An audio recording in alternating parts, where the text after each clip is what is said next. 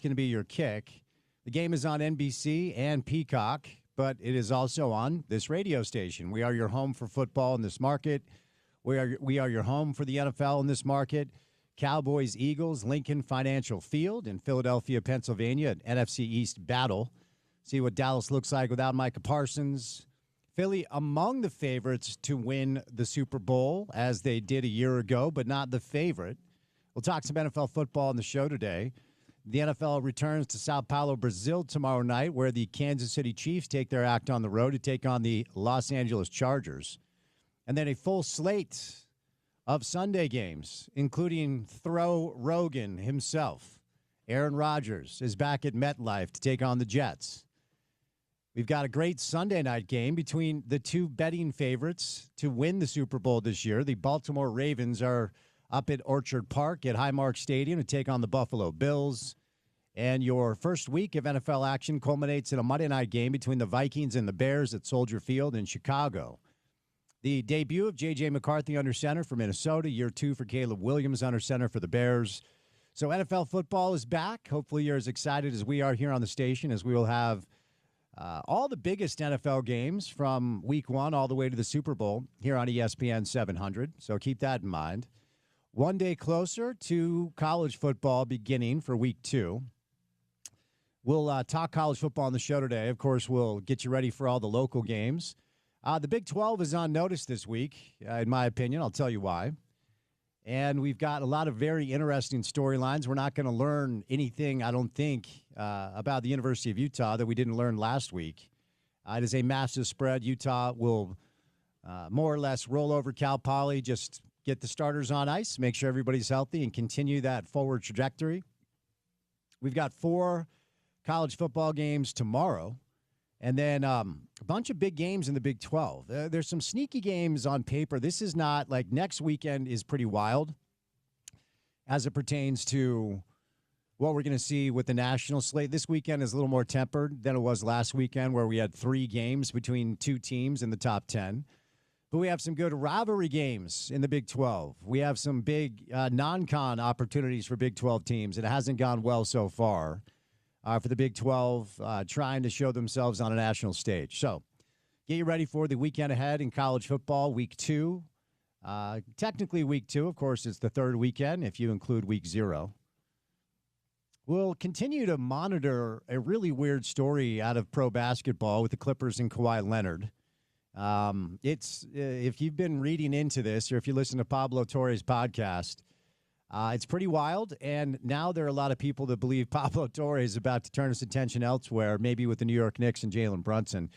We are pretty close to the start of camp in the world of pro basketball, but we're pretty football centric. Our local soccer club continues to enjoy this really weird early fall 3-week vacation. It's a dopey league in a lot of ways, but RSL will be back in action on the 13th, taking on Sporting Kansas City. And then once they're back, it will be a sprint to the finish line to try to qualify for the postseason in the world of Major League Soccer. Utah Mammoth, they're getting ready to get going as well. Good time of year, a little bit of everything going on. And we got a good guest list today on this Thursday edition of the program. Thank you so much for making us a part of your day today. A lot of options out there, and any of you who choose us, we really appreciate it. I want to say a special thank you to everybody who showed up at ARUP Blood Services yesterday. Saved some lives. Hopefully, a lot of people showed up, donated blood, and gave away some Devin Dampier autographed footballs and a VIP experience to the Utah football game on Saturday against Cal Poly. Big day for Coach Mack, Ron McBride, who probably is still even underrated for his contributions to the football program when he was the head coach. He'll be going into the Ring of Honor, and I do believe that is a pregame ceremony. So I will ask the community to do something we're not very good at, and that is get there early and get in your seats to make sure we support Coach Mack and shower him with the love and adoration that man deserves. So a lot to do on the show. Our first guest today, right out of the gates, to talk some football will be our buddy Trevor Riley, good friend of the show. General manager of the Utah Islanders, trying to get this club up and going. We'll see how the progress is going for Trev and his group over with the Utah Islanders. We'll talk some Utah football, get you ready for a big weekend ahead. Sam Bruckhouse, Sumer Sports. We'll do some college and pro football with Sam today. Our friend Kyle Bonagura, who covers college football for ESPN. The mayor of Sac Lake City himself, Nate Orchard, will be live in studio. Excited to catch up with Nate today. And as we are wont to do on a Thursday afternoon, we'll do a little handy sports court action with our friends Garrett and Preston Handy from the law firm of Handy and Handy. Trevor Riley, Sam Bruckhouse, Kyle Bonagura, Nate Orchard, me, Spence Checketts, all of you, the great listeners, happy Thursday. Thanks for being with us. And our resident Dallas Cowboy fan, as week one of the NFL is getting going now, with his Dallas Cowboys in Philadelphia to take on the Eagles. Do you still get excited for Cowboy football to be back, or do you feel like I feel about the Jets, where it's like, here we go again, it's going to suck being a Jets fan? Yeah, I'm always excited for kickoff. I'm always excited to watch the silver and blue, but man, tough to be like, on the edge of your seat. Tough to be really, really excited for a Cowboys team that didn't get any better and, in fact, probably got worse on paper this offseason and wasn't great to begin with, at least when we talk about the expectations of what that team and what that roster should be. I don't know, man. They got picks. They got stuff to work with. They have assets. It's not like it's all lost. They're not the New York Jets. But not jumping with joy that it's kickoff day, although I am always excited to watch a little football. That could be your tagline, at least we're not the Jets. There we go. At least we're not the Jets. It could be worse, but NFL football is back. I'm a huge NFL guy. You guys know this. We talk about it on the show all the time. So our first guest today will be Trevor Riley, right out of the gates to talk a little college football. But before we get to Trev, on a Thursday afternoon, courtesy of our good friends, your good friends too at Prize Picks, it's time now for your opening tip. Welcome to The Drive with Spence Checketts on Utah's #1 sports talk. Now into the studios of ESPN 700 to set the scene for the show. The opening tip of The Drive is brought to you by Prize Picks. Use the code ESPN 700 and run your game with Prize Picks. All right, I've got good news for you. If you have not taken advantage of the offer that our friends at Prize Picks are giving you as a result of them being a client on the show, and we appreciate them. If you haven't downloaded the Prize Picks app today, you should do it, and I'll tell you why. So step number one, download the Prize Picks app today, App Store, Google Play Store for free, and then use the promo code ESPN700. They're going to give you $50 in lineups after you play your first $5 lineup. That's promo code ESPN700 to get $50 in lineups after you play your first $5 lineup. And what you should do with the free money they're giving you is take advantage of essentially a win that they're giving you for week one. And it starts tonight. So if you haven't done it, you should do it right now because you can make a little cash tonight on Dak Prescott. It's what's called a max discount for our friends at Prize Picks. Dak Prescott has to throw for a single yard for you to win. Not a big Dak guy, but pretty confident he can get a yard tonight. So Dak Prescott, 0.5 passing yards, a max discount courtesy of our friends at Prize Picks. Prize Picks, it's good to be right. All right, I'm going to bring in Trev today, Trevor Riley. We've got Sam Bruckhouse, Kyle Bonagura, Nate Orchard as well. So a lot of good guests to talk football. And week two of the college football slate will get going tomorrow night with 4 games on the docket. James Madison, Louisville, Western Illinois, Northwestern, Northern Illinois and Maryland, then Eastern Washington and Boise State. Boise State trying to bounce back after getting trounced week one. But this is kind of a sneaky big weekend for the Big 12. We've got some rivalry games. We've got Iowa State in Ames at Jack Trice Stadium. Ironically enough, Iowa State has had more success against Iowa in their place. They haven't won in Ames in forever. I think it's like a decade.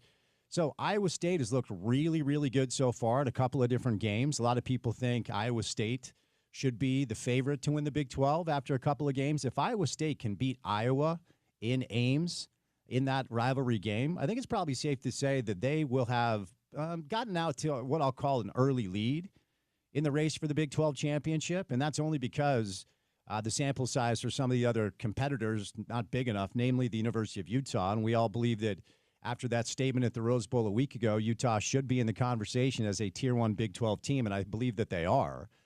But until we get into conference play, until the competition is a little stiffer for the Utes, I still have some questions about what they'll look like come Big 12 play time. And Iowa State has been tested so far. They were in Farmageddon in Dublin, where they took care of K-State. Pretty easy win a week ago, but this would be a massive win for Iowa State, who's 16 in the AP poll. So that's a big one. It's 10 a.m. on Fox. That's Fox Big News. Joel Klatt, front of the program, Gus Johnson, they'll have the call for you as well. And then Baylor and Dave Aranda are at SMU in Dallas, Gerald Ford Stadium in Dallas. SMU is a good program now. They have deep pockets. They've been able to pay a lot of transfers to come play for them. They're the number 17 team in the country. And Baylor was kind of a sneaky pick to maybe win the Big 12 or compete. And look, maybe Auburn turns into the biggest surprise in college football, but Baylor did not look good last week with the opportunity to get a good non-con win over an SEC team down in Waco. And you know, if they drop this one, and they're an underdog at SMU, that's an 0-2 start. And I do give Baylor a lot of credit.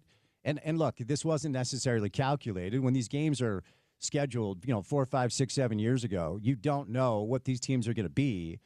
But Baylor might have potentially the best non-con slate. Now, they do get Samford next week before having Arizona State down in Waco to start Big 12 play.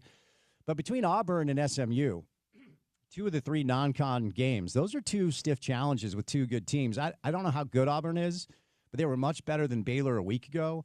And if Baylor wants to get themselves back into the conversation as potentially winning the Big 12, they got to go win on the road in Dallas, which is a tough ask. Oklahoma State is a 29-point underdog at Autzen against Oregon. And look, Oregon's stacked. They're loaded. We know that. Dan Lanning's one of the top, 3 to 5 coaches in college football. And I'm not saying Oklahoma State is going to go up there and shock the world and beat them. But ultimately, you want to show well and not get undressed, because there's a lot of conversation about Mike Gundy and whether or not he's lost his fastball. They beat UT Martin a week ago, but they only put up 27 points. They just looked okay.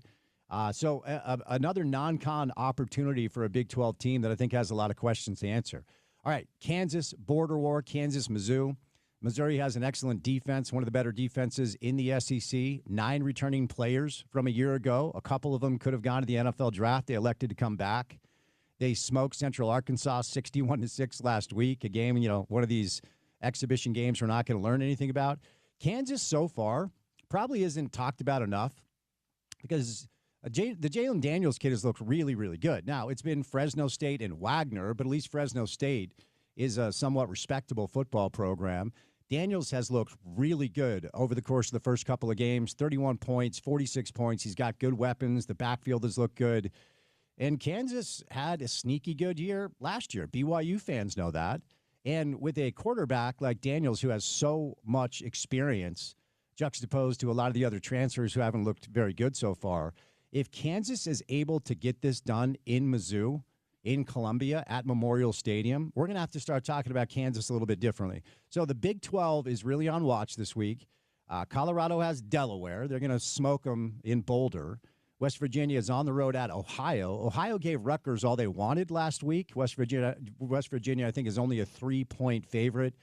Kansas State better smoke Army.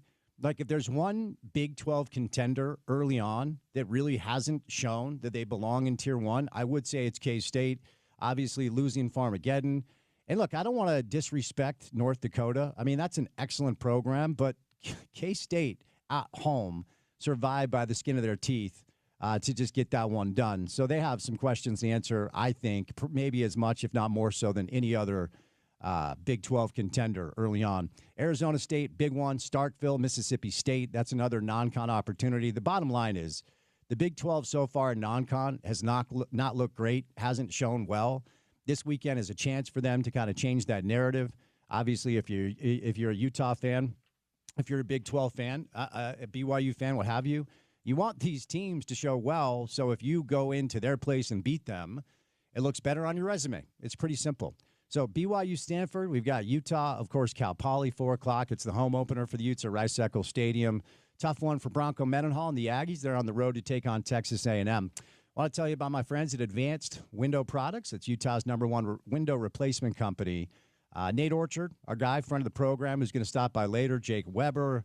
It's a local company. They're here to service you. If you need new windows, you should call them as soon as possible. Now, the nice thing about their offer, it's their fall football special, is if you're anticipating maybe buying or selling a home, Or maybe you want to wait till the weather gets a little cooler. Like when it cools down, if your house is super cold and you're jacking up your heater, you're wasting a ton of money. And chances are it's because of your windows. But if you call today and get on the schedule, you lock in their fall football special offer, which is $2,500 off when you buy 10 windows or more. Now, you save money with them anyway because they build, install, and guarantee for life. Everything is in-house. They cut out the middleman. They've got great lifetime warranties. You can transfer over to a new homeowner if you're selling your home. So give them a call today and lock in the savings of $2,500 when you buy 10 windows or more at Advanced Window Products at 801-850-9100. That's 801-850-9100, 801-850-9100, or visit advancedwindows.com. All right, off and running. We'll catch a break. Coming up on the other side, our buddy Trevor Riley stops by to talk some Utah football, some college football. We'll do some pro football today with Sam Bruckhouse from Sumer Sports. Then it's Kyle Bonagura, Nate Orchard himself, little sports court later on. We'll say goodnight at 6 in time for week 1 of the NFL between the Eagles and the Cowboys. So keep it right here on your home for football in this market, ESPN 700.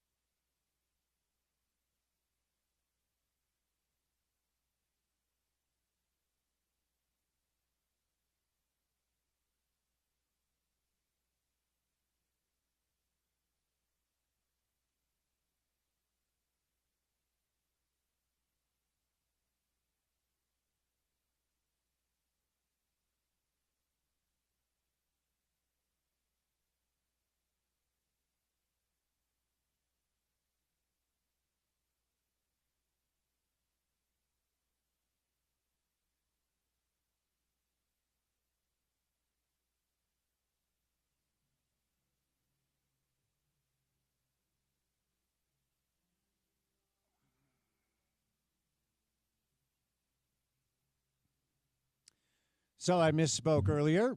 Need to apologize. The ceremony honoring Coach Mack is at halftime. It's not pregame.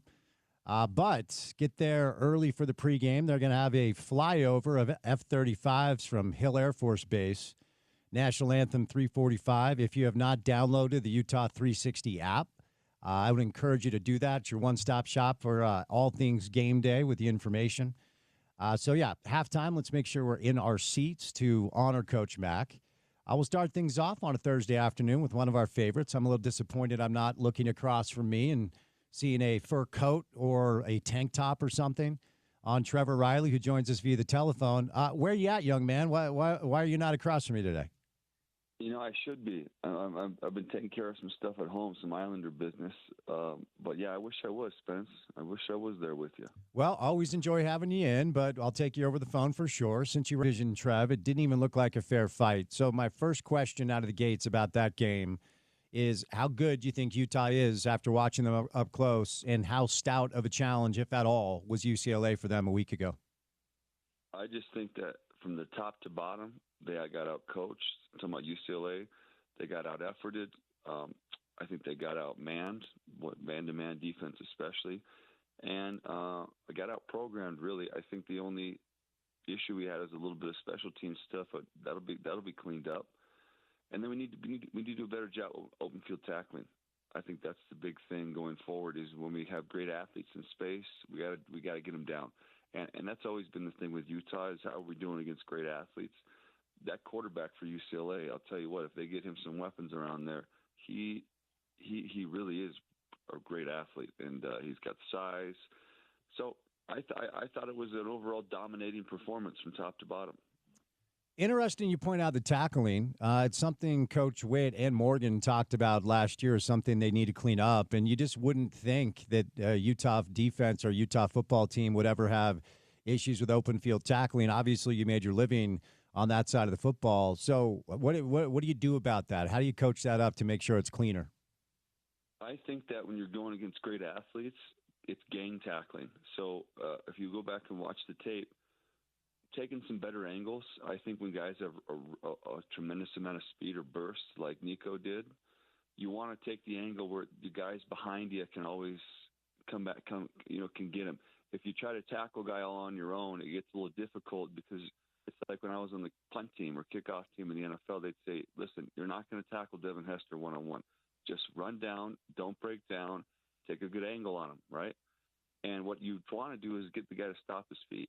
I think Brian Blecken was a great example of that. He would take these ferocious shots at people, and he wouldn't always get them, but then the guy stops his feet and we're running from behind, and that's when you can pummel a guy.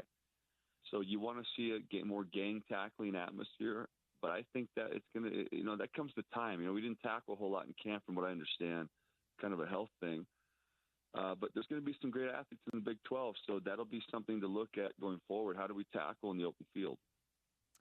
Of course, the main storyline was how crisp and clean the offense looked with a new quarterback under center and a new offensive coordinator calling plays. What were your impressions of this young man, Devin Dampier, and the game that Jason Beck called? I think Jason Beck, was tremendous. I think the quarterback was poised. This is, the veteran in the system. And UCLA was just overmatched. I think schematically, again, they didn't have an answer for it. When the quarterback is accurate, he's poised. If it's not there, he's going to get out of the pocket and he's going to look to throw downfield. All the things you want to see. His completion percentage is way high. They didn't have to throw the ball 50 times. I just don't know, and this has always been my take, and I know a lot of people disagree with me. And I've told this anecdotally before. I can remember when Taysom was at BYU, and we were coming off a situation where he had been hurt again after a really dynamic run because that's who he was. And I heard a lot of people say Taysom has to change the way he plays that position. And my whole thing was like, well, then that cuts out what makes Taysom Hill who Taysom Hill was. Like, he could throw it a mile, but he wasn't very accurate, which is why he's a tight end in the NFL. And we've also had the conversation over the past couple of years because of the need to keep Cameron healthy. Like, can you change the way he plays?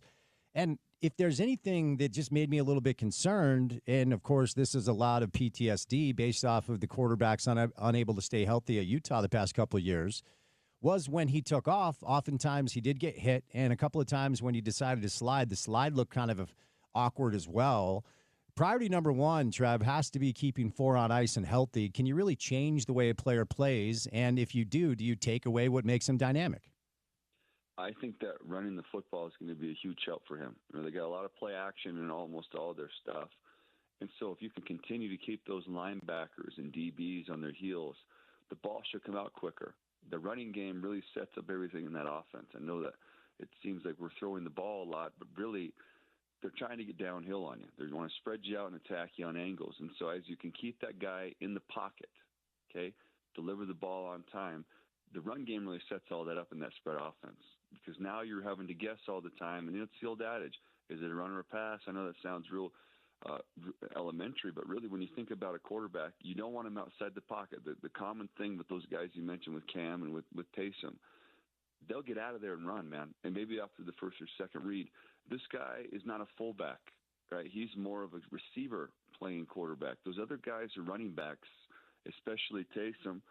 Those are big dudes, man. They're 220 plus. They're 6'2", 6'3 plus. So I think Dan Pierre, he's more of a Houdini back there. He's not really trying to take shots on you. He'll get the extra yard if he needs. I saw him take a few shots, but that's not really his game. So I think as long as we need to average 5 yards to carry. If we can average 5 yards to carry, this is going to be a great season for us, and he's going to stay healthy. Let me roll back real quick to your impressions on UCLA, specifically in the trenches, because it wasn't a fair fight, man. Like all week I've been saying this. I'm watching the game last Saturday night, and I started laughing, like out loud, as the kids would say, LOLing in the second quarter based off of our offensive line and how they just were essentially downfield blocking and decleating UCLA's front. So in the trenches, did UCLA offer any sort of pushback, or was that just a dominant performance against a team that still is trying to find their footing? Because to your point earlier, Trevor, and I said this is year 21 for Witt. It's year 2 for Deshaun Foster. Like, that was a masterclass in coaching. Utah looked far more prepared, organized, and just simply a better coached football team. But personnel in the trenches, tell me what you saw as you were there live. A funny story. After the game, I saw a group of old linemen walk, and I say, what'd you guys think of that Ute offensive line? And they kind of gave me the cold shoulder. We were on that golf course there. And one of the guys starts talking smack to me. I said, listen, dude, you don't want any – I start getting into him with a little bit, right? Nothing physical happened, but just the whole atmosphere. I don't like UCLA. I think they're soft, okay? Let's start with that. They've always been soft in football. It's a basketball school. We don't lose to basketball schools. And so the thing with UCLA in general is that they don't have the mentality of, like you said, a 21-year-old biker gang guy. That's our head coach, okay? I like the way that we pushed them around. I didn't see any fight. I thought the game was over in the first quarter, man. And I don't necessarily blame Deshaun Foster for that. That is an institutional issue. It always has been. That's the MO in UCLA. They put a great team together every so often, but that's not been their calling card as being physical. When they have had great teams, they've had great quarterback play, which they do have a great quarterback. I really like that kid. I think that if he dials it in over the next year or two, he'll probably be a first-round pick. But, to just piggyback off what you're saying, when you get out-programmed, right, that's a defeating feeling. All right, I remember we entered the Pac-12. That happened to us a few times. We'd play SC, or even we play UCLA early on when they had Huntley. We got out-programmed, and that was not a good feeling, because it feels like you're you're swimming in the deep water, and you're not staying above water. You're watching this happen, and they just keep leaning on these guys, and it's an extra yard or two here or there. Next thing he breaks a tackle, and then it's an extra 5. And then the ends aren't rushing on the quarterback as he breaks the pocket, and you can just see, the deflate. It's just like you're stepping on their throat. So, as a program, that's always been the thing.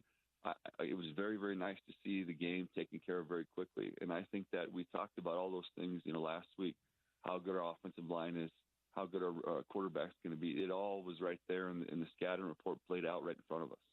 When you dump truck a team 43-10, it feels like an exercise in futility, trying to get nitpicky for things that maybe weren't awesome.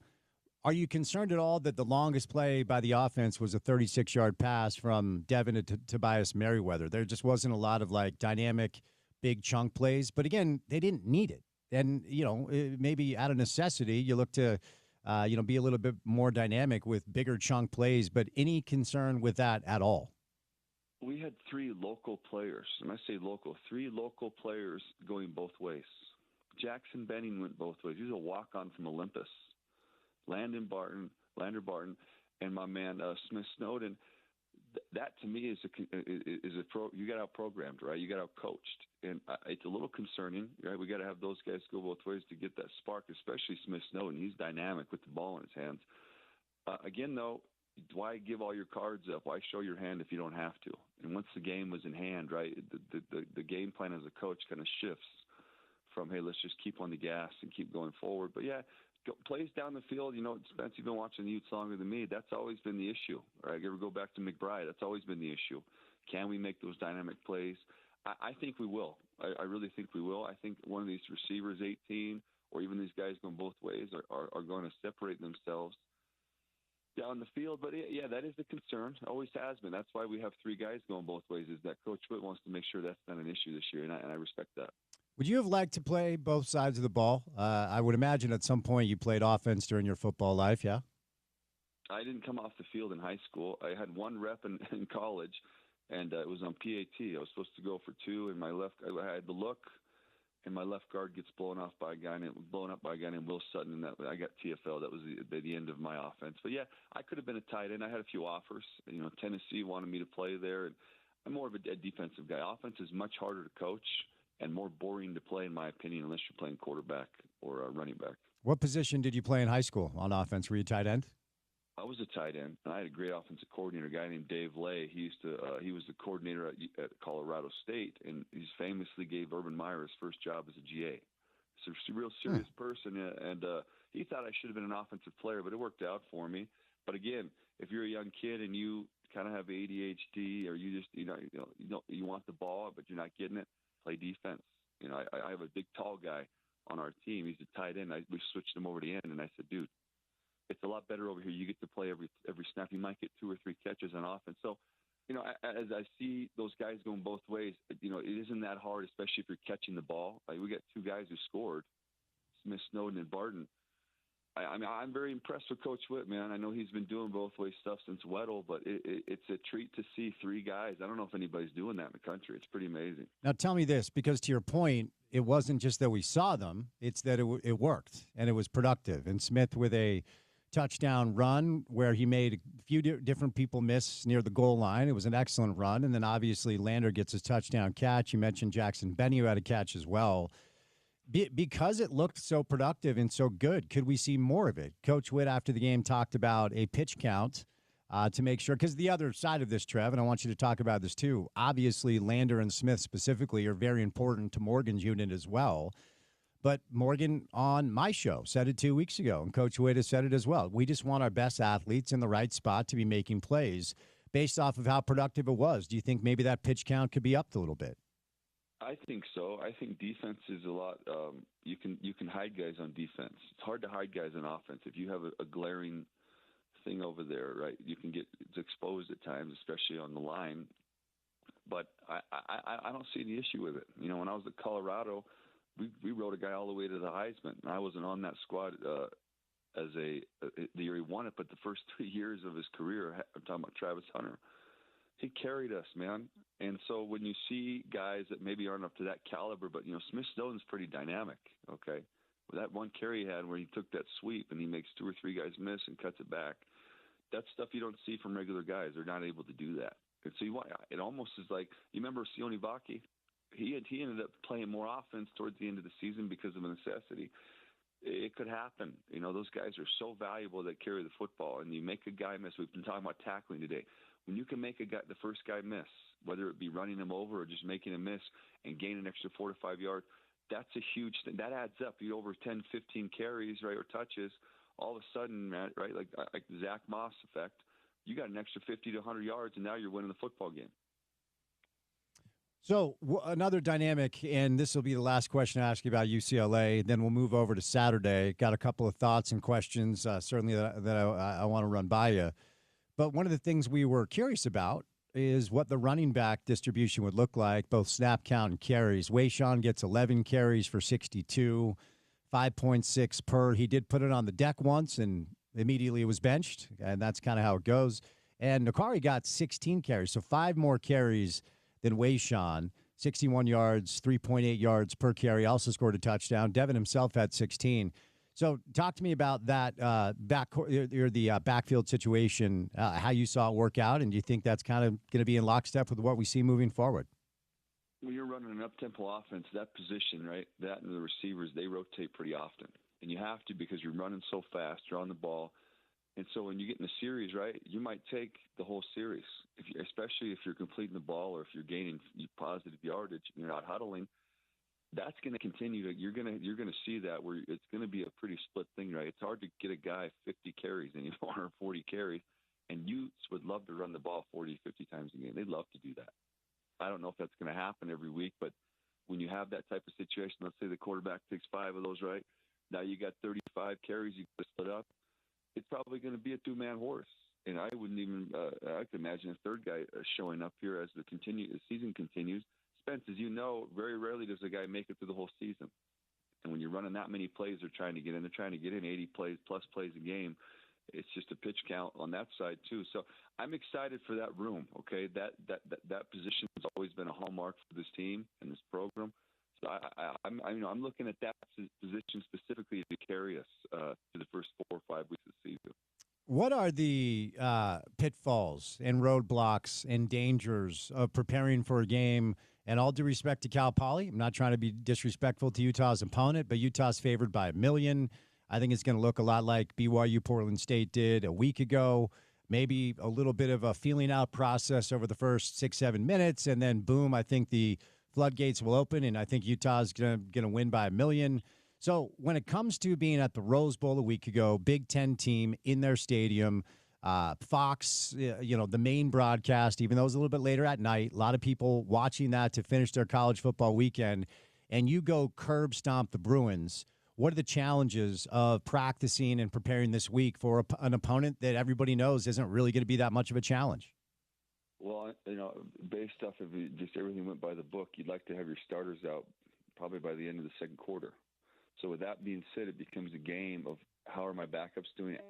Stay healthy. You want your backups to get reps in this game, right? Ideally, you want to get far enough ahead, 4 scores, where you can put the backups in 2 and 3rd string, and you can see what you got. Maybe somebody flashes.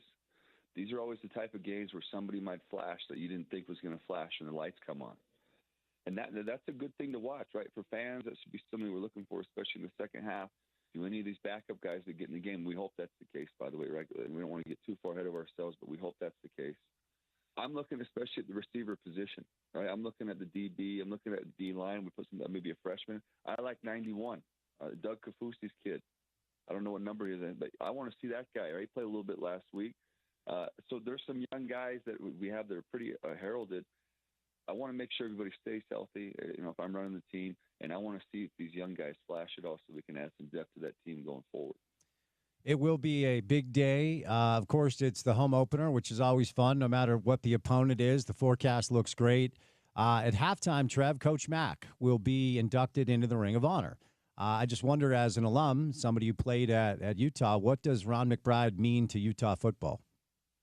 Well, I think Fred Whittingham said it best a while ago. None of us would be here except for Mac. Mac hired Mad Dog Whittingham, Fred Sr., who actually went to Cal Poly. And, the rest is history, really. Urban Meyer came and won it with all his players. Everybody knows that story. And so I've been spending a lot of time with Mac the past 2 months. We started this Utah Players Association, and he's really the godfather of Utah football. He's been coming to our meetings and helping us organize. And Jesse Boone, credit to him and that Ron McBride Foundation for working with the university to put this together. Also, Mickey Barton, she's been a part of that organization. So, Coach McBride's, touch has been across all generations.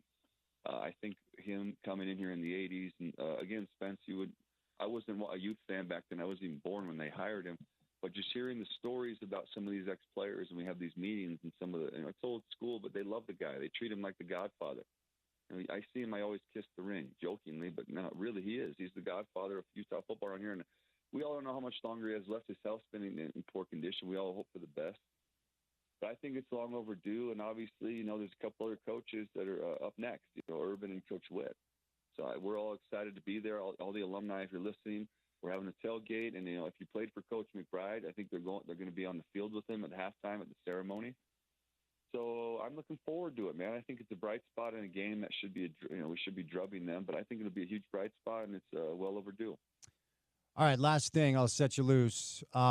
After, 2 weeks for some, namely Iowa State and K-State, and Iowa State looks good. They get Iowa on Saturday. A lot of people feel like we're high speed ahead, and this is a bombastic, early, hyperbolic take, certainly. But a lot of people think Utah, Iowa State have already separated themselves. It's so early, and I'm always a wait-and-see guy. But what are you willing to say about where you think Utah kind of exists in this Big 12 ecosystem?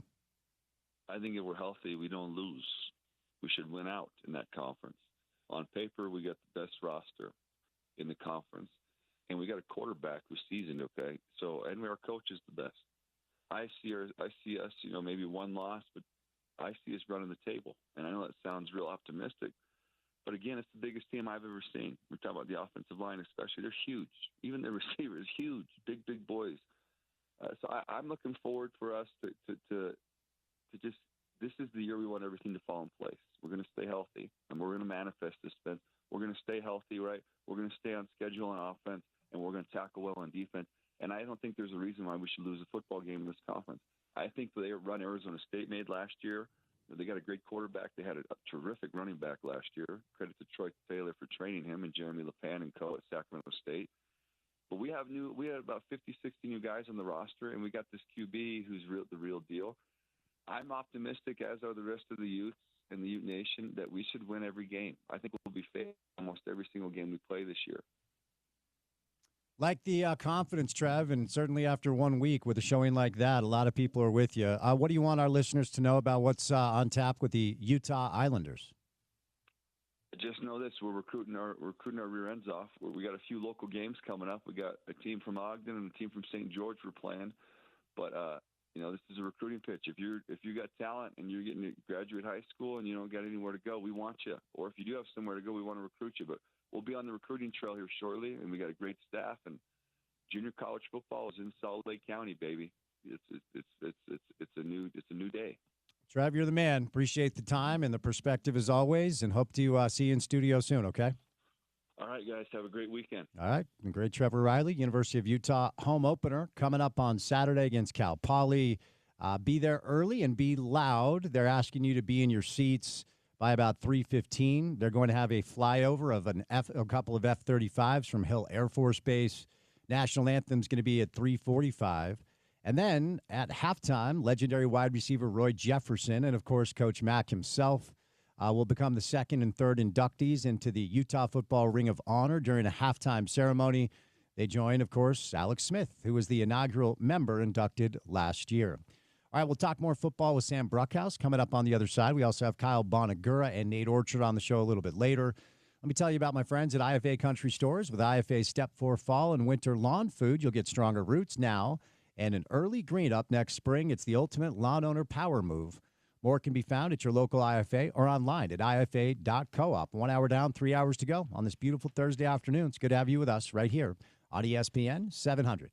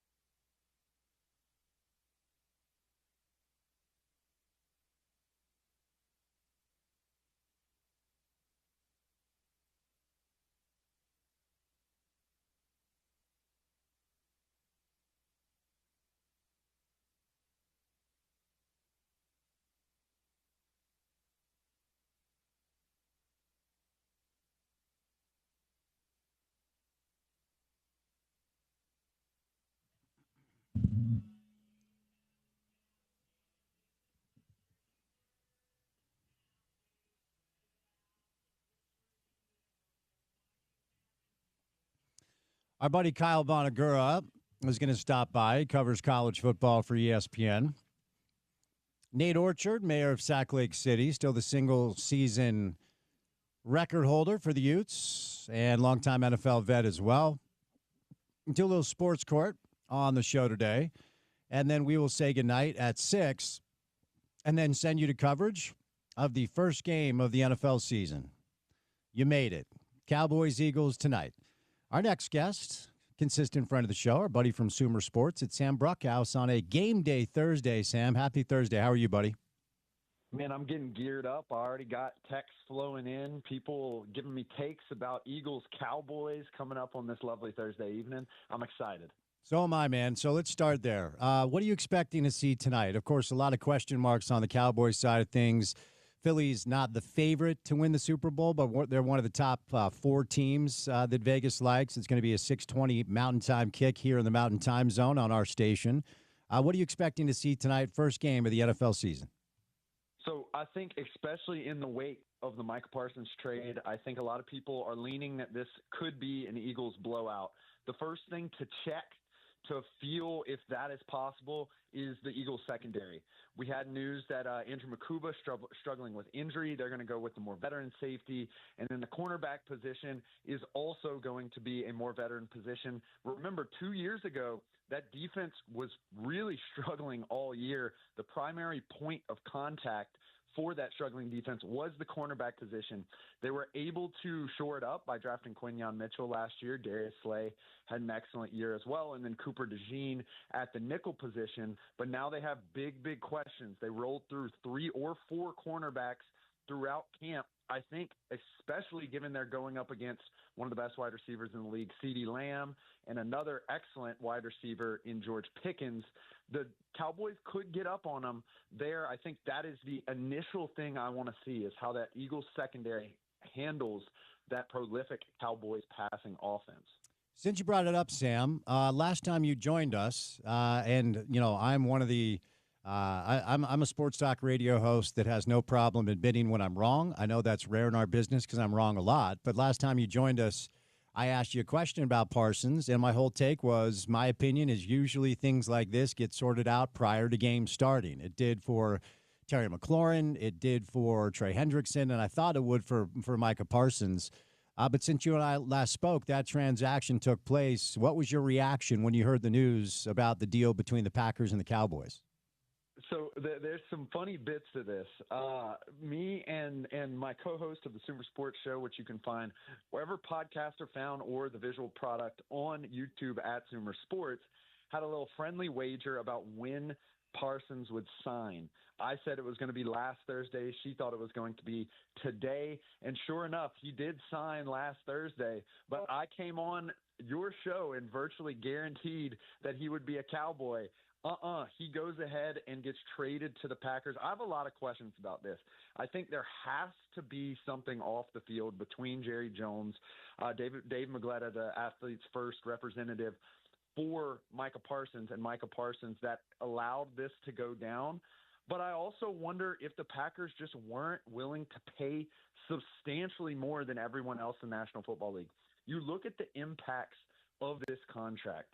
Typically, when we say it's a market-setting contract or it's a groundbreaking contract, it's like $1 million over what generally everyone else is getting paid. This is multiple percentages of the cap. And remember, the cap is like $250 million. This is substantially over any contract we've ever seen for a non-quarterback. I wonder if the Packers weren't just willing to pay him. The agent figured out a way to make it happen, and then as a result, he's now a Packer. Do you think the Cowboys got enough? Is there any universe that exists where this thing could actually work out in their favor? I don't think they got enough. I mean, if you look at any comparable trades, it doesn't end up – the math just doesn't end up working out. You look at the Khalil Mack trade, they got more back. And I think even it's not exactly the same because you're not paying Travis Hunter $47 million a year. But if you look at what the Travis Hunter trade ended up being in the draft, it ended up practically being more than what they traded Micah Parsons for. Now, again, you got to discount that a little bit because the Packers end up giving him a massive, massive contract. That obviously has to be considered as well. But he's basically a defense in himself. I think he's a certified Hall of Fame candidate at this point in his career. I think you look at a number of guys who have an impact on the side of the ball like he does. I think it's two people. And I think especially when you're a Super Bowl potential team in the Packers, I think it makes a big difference. I think that they probably could have inked out a little bit more. That's why I think there were some off-the-field issues that we don't really necessarily know about. Philly's getting 7 points. They're getting a touchdown at home tonight. Does that feel right to you, or how do you think it goes down? I mean, I think when you really look at it, the real weakness in this game is that Cowboys defense, which no longer has Micah Parsons, and they frankly could not stop the run at all last year. And when you look into their pass defense, why it was kind of more around average, it was because their sack rate was really good. And that was because when Micah Parsons was on the field, he was an absolute hurricane. I think that this offense of the Eagles is really going to be able to get over on this defense unless something magnificently changes or the scheme changes or something like that. Adjustments are made over from last year. I think it feels about right. I think typically when you're going into the first game of the year on a Thursday, I think it may make sense for it to be more around like 5.5, and I wouldn't be surprised if this comes down a little bit by game time. But I think that matchup, the Philly offense versus the Cowboys defense, is really going to be the one that wins this game for the Eagles. One more question about the teams tonight, then we'll move on. As I referenced, Vegas likes the Ravens, and I feel like it could be Baltimore's year for sure. Buffalo in the mix. Obviously, KC is. Green Bay gets a bump after the deal. Detroit's kind of still in there. And it's not like they don't like Philly, but Philly wins their second straight Super Bowl, Sam, if what? I think it has to be that defensive backfield continuing to mesh. Last year, they were an absolute net on teams. Vic Fangio was running a system that basically allowed them to go nickel almost every single play and allow no big plays to happen. And thus, guys like Jordan Davis, Jalen Carter, and even the edge rushers who have kind of, they've cycled through the Eagles in the last couple of years. They were able to get pressure. I think it all is based on that secondary this year. I think especially given in the NFC, you're going to have to face high-flying offenses like the Packers, like the Lions, and even in the East, like the Cowboys and the Commanders. That has to be the thing that tightens up for them. If we start to see that secondary crumble, I think they are probably not the best case to be in the Super Bowl. Tomorrow night, the NFL goes back to Sao Paulo, Brazil, where the Kansas City Chiefs are only a 2.5-point favorite against the Chargers. What are you looking for in this game? Are you surprised that the Chiefs are only getting 2 in the hook? Yeah, I think the reason why that is people trust the Chargers defense. I know it looks like on paper the Chargers didn't do a lot to kind of bolster their team, but that defense gave up some of the fewest points in the league last year. They were also excellent in the more advanced metrics such as EPA per play allowed. That Chargers defense is for real, and moreover, that Chiefs offense is more of a success rate style offense. I think when you blend those two things, also putting that game in Sao Paulo where anything can really happen, different environment, different travel schedule, et cetera, I think that makes sense why the line is so thin. Do you view, look, Kansas City still has 15. They still have Andy Reid. And when you look at the Super Bowl odds, they're 4th as of right now. How would you characterize their chance to get back to the mountaintop this year? What needs to happen for Kansas City to have something to say about this whole thing at the end? I think their chances are surrounding two things. I think the first is the impact of the new offensive lineman, particularly on the left side of that line. Whoever ends up settling into those left tackle and left guard positions, if they can perform at a high level and perhaps increase the explosivity of the run game, which wasn't very explosive last year, but they were able to have a pretty good success rate throughout the year. I think that's one major difference that can vault them back to where they have been the past couple of years. And then finally, you got to look at Rashee Rice. If he's able to come back after this suspension, which I think is going to heavily limit them in the early part of the season, and be the guy that he was before the injury last year, where his target share was extremely high. He was eating up some of the target share that Travis Kelce lost with age. And then his yards per route run was also very excellent, one of the most efficient wide receivers in the league. If he can be a certified wide receiver one for that team, I think it makes all the difference. And I think they'll be able to get back to where they have been the last couple of years. What's your forecast for the Chargers? Some big changes in the offseason. It's year 2 for Harbaugh. They bring in the Marion Hampton kid. Najee Harris is not healthy as of now, but he might have something to say. And we're a former Pac-12 market, and I saw Justin Herbert play up close in person a number of different times. There's a lot to like about him with some new weapons. What's best-case scenario for the Chargers this year?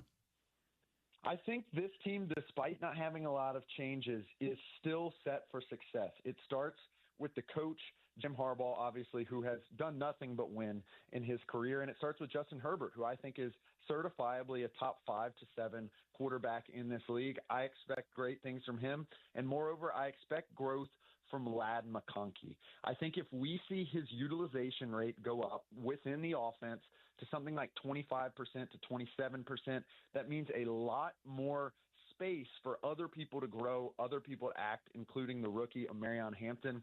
I think that defense is very good as well. I think they're neck and neck with the Broncos for that second spot in the AFC West. I just think the AFC West is going to be really tough this year, but I think they're going to be able to take advantage of the rest of their schedule. I think you can pretty confidently slot them in for over 10 wins. A Northeast boy, and I've come from a split family of Giants and Jets fans, but I keep track of the news cycle back there. Feels like Brian Daboll is already on watch. How long do you think we wait before we see Jackson Dart under center, a kid who played his high school ball here locally? You know what? I'm thinking about it, and I thought about it all preseason. I kind of like what the Giants did. They invested a ton of resources at the quarterback position, which I think is 100% what they needed to do.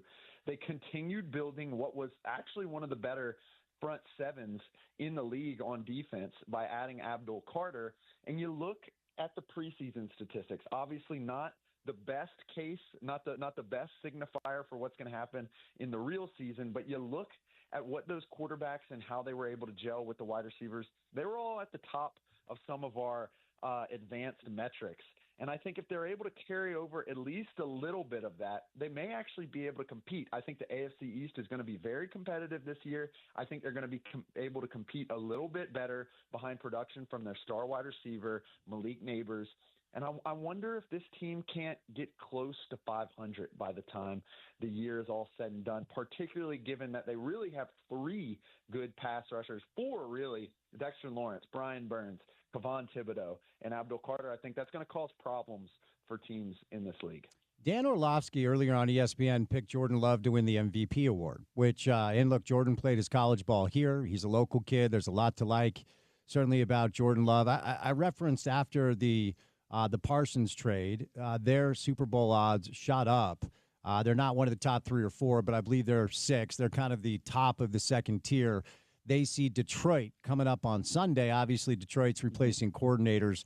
But are you bullish on the Packers and, Jordan Love under center? What do you think we could potentially see from them this year based off the trade they made with Dallas?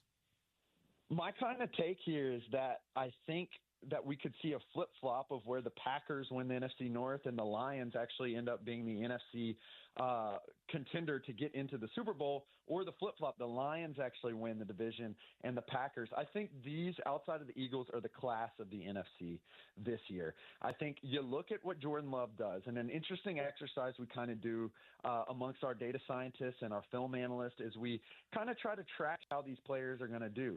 All 5 of the people that I asked thought that Jordan Love would be a certified top 7 quarterback this year. And that signifies an excellent offense to match what was an ascendant defense last year that now adds Micah Parsons.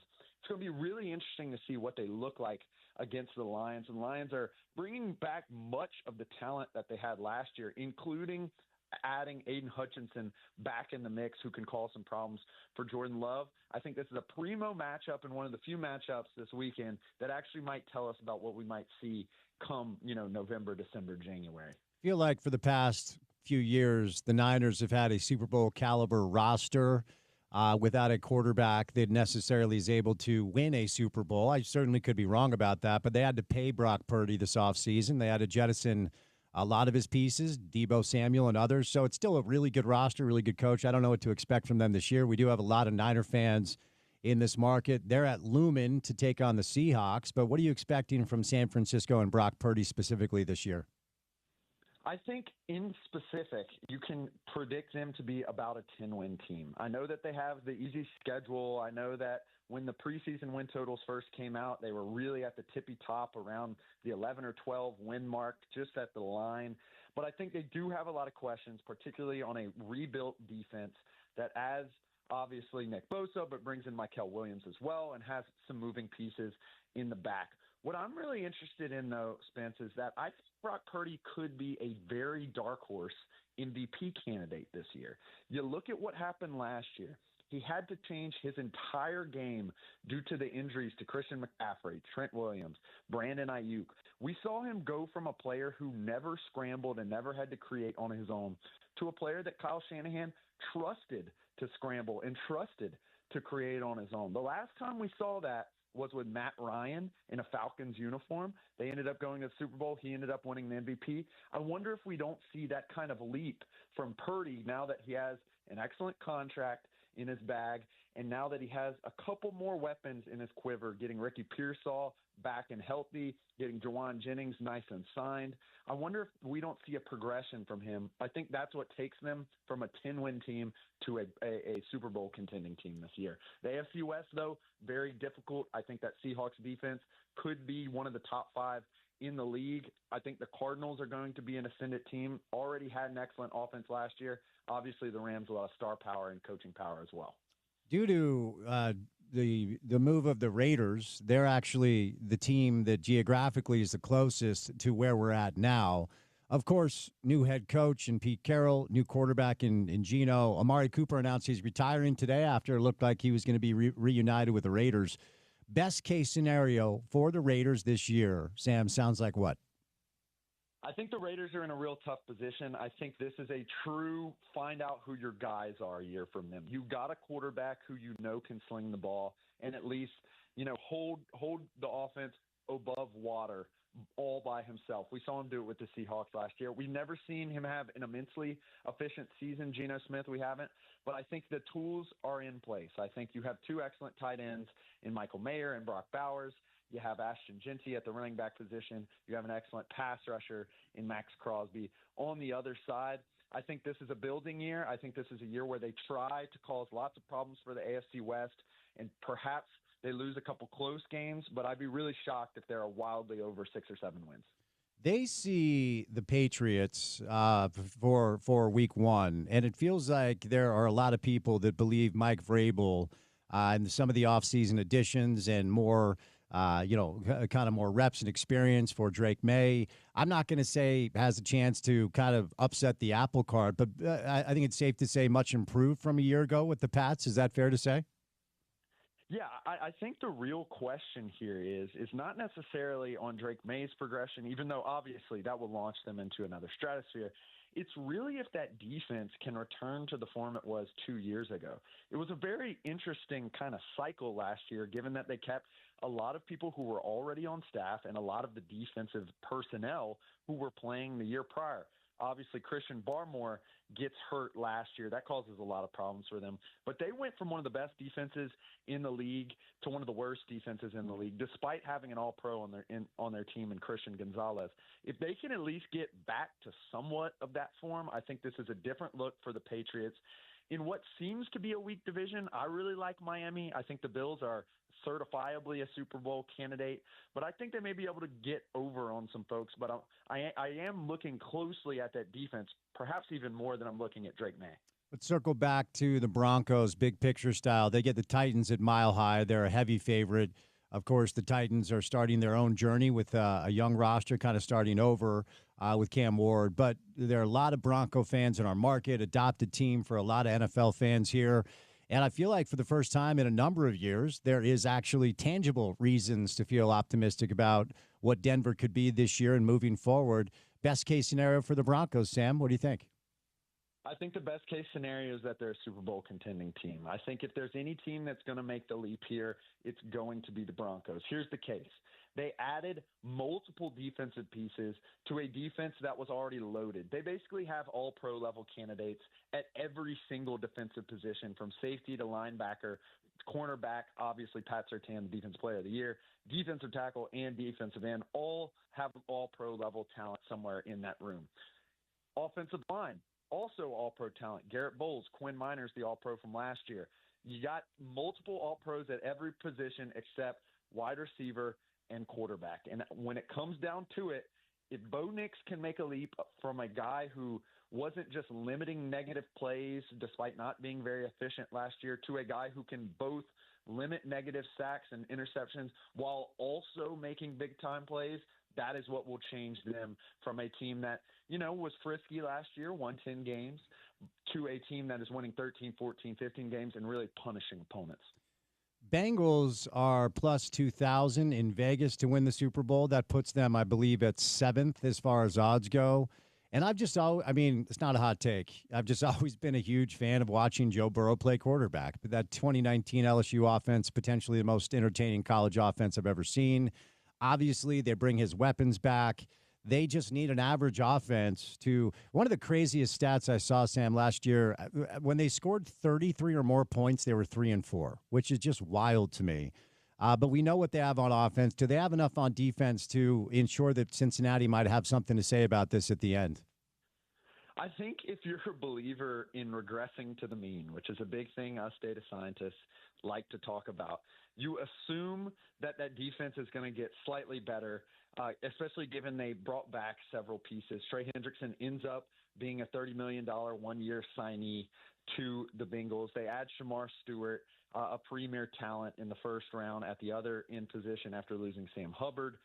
And you think to yourself, something has to get a little bit better. But it's the same way on the offensive side. They had absolutely record-breaking years from both Joe Burrow and Jamar Chase. Mind you, they also had a great year from T. Higgins and Chase Brown. I think it might be too much to ask for that to happen again. I worry that they're going to be stuck in a similar position that they were last year, where they're kind of a middling team who down the stretch needs to get hot to make the playoffs. Well, I think they will challenge in the AFC North. I don't know if I have them as a certifiable Super Bowl candidate. NFL's given us a gift on Sunday night, and maybe I'm just a prisoner of the moment, but I think this feels like Baltimore's year to me. Due respect to Buffalo, who's going to be awesome as well. We got a couple of former Utes on Buffalo's roster, and Cole Bishop and Dalton Kincaid. Marcus Williams is a Raven, so we'll be interested in this matchup with a local angle, but these are two of the elite teams in pro football. Orchard Park, what do you make of what we could see Sunday night? What do you think it tells us about this season's trajectory for both the Ravens and the Bills? I project this to be a similar game as the Ravens-Chiefs matchup last year, where it was a wild game. It comes down to the end. Literally it was decided by, I think, a toenail is what ended up deciding that game. I think it's going to be a very similar game script here. The real difference between these two teams is that I don't know if I really trust the Bills defense. It really hurt them all season last season. However, they were able to control game scripts with an excellent running game, and obviously they were able to get out ahead of teams with Josh Allen at quarterback, the MVP. I think the real difference between these teams is the back half of the Ravens defense. Last year, really struggled to kind of figure out what the recipe for success was in the beginning of the year. They were a very poor passing defense as compared to a running defense that was very good, but they figured it out. They moved Marlon Humphrey into the nickelback position. They added Nate Wiggins on the outside, the rookie. I think all we're going to see is more progression for them. And then don't forget, they also did a lot of investment. They have depth at those back-end positions now. They add Malachi Starks. Darius Washington will be coming back from injury at some point. Chidobe Awuzie is now in that defensive backfield. Jair Alexander should play on Sunday. And then they add Mike Green, a top-level talent, at the edge rushing position as well. I think all of that sauce that they added this year is what separates them from the Chiefs, from the Bills, and from the other class of the AFC. All right, last one. Monday Night Football features, I think, a really interesting game because we're going to see the first game with Caleb Williams under center with Ben Johnson as his OC and the debut of J.J. McCarthy after having to sit out his rookie year. So tell me what you're going to be looking for at Soldier Field between the Vikings and the Bears. So I think I'm a little bit more down the middle on these two guys, on J.J. McCarthy and Caleb Williams, than most people. I think a lot of people are expecting a lot from Caleb Williams, given Ben Johnson has, taken Jared Goff into the stratosphere that he now has. And I just am pumping the brakes a little bit, as similarly I am against J.J. McCarthy. I think it's going to be a real testament to both of these play callers if either of these quarterbacks are in the top half of starters in this league by the end of the year.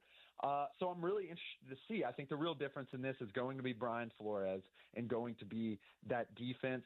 And I think if the Vikings end up losing, it could be because of their back end, but I don't expect that. I think this is going to be kind of a slog of a game to begin with, especially given Ben Johnson is going to be trying to get his tools together, and KOC is going to try to get J.J. McCarthy to get a good handle of the offense. I think it's going to be a defensively led game, and I think when it comes down to that, they have more talent and better coaching on the defensive side of the ball for the Vikings, as we expect now, and especially in week one. And so I think I got to go with the Vikings on that one. We've got Throw Rogan, better known as Aaron Rodgers, back at MetLife to take on the Jets. I don't give a rip about the game, but I'm a Jets fan. So give me one reason to be excited to watch my team this year. Just one. Well, look, here's the hope. I've been hearing rumors around here in New York that they really kept a lot of the cards close to the chest for the Jets play calling. I would expect that we see Tanner Engstrad, the former, pass game coordinator for the Lions, now with Aaron Glenn, calling the plays for Justin Fields and the Jets offense. I'd expect a lot of unique stuff to come out of there. If you go on SumerSports.com, Sean Syed did a breakdown of their preseason stuff, which honestly I thought they were doing some pretty interesting stuff. If there is going to be more sauce to that offense, that's something to be excited about. I, in particular, as someone who loves watching quarterbacks run, am really, really excited to see how they design runs for Justin Fields. I think it's going to be a mechanism that if the game gets a little bit away from them, they're going to utilize to bring them back into the game. And if they really get out in front, they're going to start slowing the game down, milking the clock, using those quarterback design runs, trying to get explosive plays. I think that is something unique as a Jets fan, as I know you are, Spence, you can be excited for. Sam, I appreciate the time. Where can people go find your work? Go check us out on YouTube at Sumer Sports, SUMER Sports. We just came out with a full slate of predictions for this year. You can go and watch. And, if I get them wrong, give me a follow on Twitter at Sam Brookhouse and tell me I'm wrong. But I think I'm going to be more right than not, Spence. Thanks, buddy. It's great to have NFL football back. Appreciate the time. Be safe. We'll chat soon. My pleasure. How about Devin Dampier, man? Yes, sir. Yes, sir. Looked really good week one. Let's hope we can keep it going, Yes, sir. All right. Sam Brookhouse, Sumer Sports. Appreciate the time. We're going to bring in Kyle Bonagura coming up on the other side from ESPN to talk Utes and Big 12. But we've done it live in studio. We've got a former NFL guy. We've got a former college guy. And we've got a pickleball champ in Todd Larson as well. Nate Orchard, Jake Weber, live in studio, Advanced Window Products. What's up, boys? Good to see you. What's going on? It's been a while. You're looking good. It's been a minute. Good to see you guys as well. How about Devin Dampier week one, huh? I know. And, leading up to it, the biggest thing for me, like anything, is just you just don't know until you know, right? Yeah. You got to see it to believe it, and everybody can give their opinion about even just what he did at New Mexico, and then how he performed in, spring and doing all this stuff. But, here we are, and, you need live action. Mm-hmm. And I think UCLA was just okay, a little tease as to, what we're going to get from Devin. Jake, do you want to pump your chest out at all about Portland State and young Bear Bachmeyer? You want to just reserve judgment? Hey, I just know 47's looking like a linebacker. He does? Just wrong. That's a big boy. Yeah. That's a big boy. Well, it's great to see you guys, Advanced Window Products. So let's start with the fall football special. Nate, what do you want our listeners to know? Yeah, for our listeners out there, if you have the thought of replacing your windows or, looking to get an estimate or even just want some more window knowledge, please give us a call. Give us an opportunity to earn your business. We're offering $3,000 off. Yeah, today. I know windows. The fall football special is $2,500. Right. Spence, we're with you. We're in here today. We're going to give listeners, if you call today, we're going to do $3,000 off the purchase of 10 or more windows, but you've got to call today. The plot thickens because it's been $2,500. Now it's $3,000 off if you call today. So, Jake, one of the things that I talk about whenever I have live reads for you guys is even without this savings, which obviously is huge, you should take advantage of it. You build, install, and guarantee for life. Like, they save money with you regardless of the savings. So, of course, that's the deal we'll push today. But tell us the other kind of ethos of the business. Yeah, because we are the manufacturer, we're able to give you as a homeowner a higher quality window for a better price. And because we manufacture those windows, we cut out the middleman. Most window companies out there, you're usually buying from a dealer who is then having to buy the windows from somewhere else. Windows are typically made somewhere like back east or like in the Midwest, and then they're shipped here. So that dealer has to mark those windows up and sell them to the homeowner, which that dealer has to make money. And so they're buying something that's maybe a little less expensive and marking it up. Or when you buy from Advanced Windows, you're buying something that is manufactured here locally. It's a family-owned business, and you're buying it direct from the factory. So we save you money there. We get past the savings that we are able to get from our vendors and pass those on to the homeowners. So bottom line, the fall football special offer up until today has been $2,500 off when you buy 10 windows or more. But if you call today, the savings are $3,000 off when you buy 10 windows or more. Now, here's the deal. If you need your windows replaced immediately, you should definitely call. But if you call today, you get on the schedule. So if you're going to buy or sell a home, or you want to wait until the weather gets cold, it's fine. Just call today, get on the schedule, and they've upped the ante where you're going to save $3,000 when you buy 10 windows or more with our friends at Advanced Window Products at 801-850-9100. That's 801-850-9100, 801-850-9100, or visit advancedwindows.com for $3,000 savings when you buy 10 windows or more. All right, guys, good to see you. Catch a break. We'll bring in Kyle Bonagura coming up on the other side right here on ESPN 700.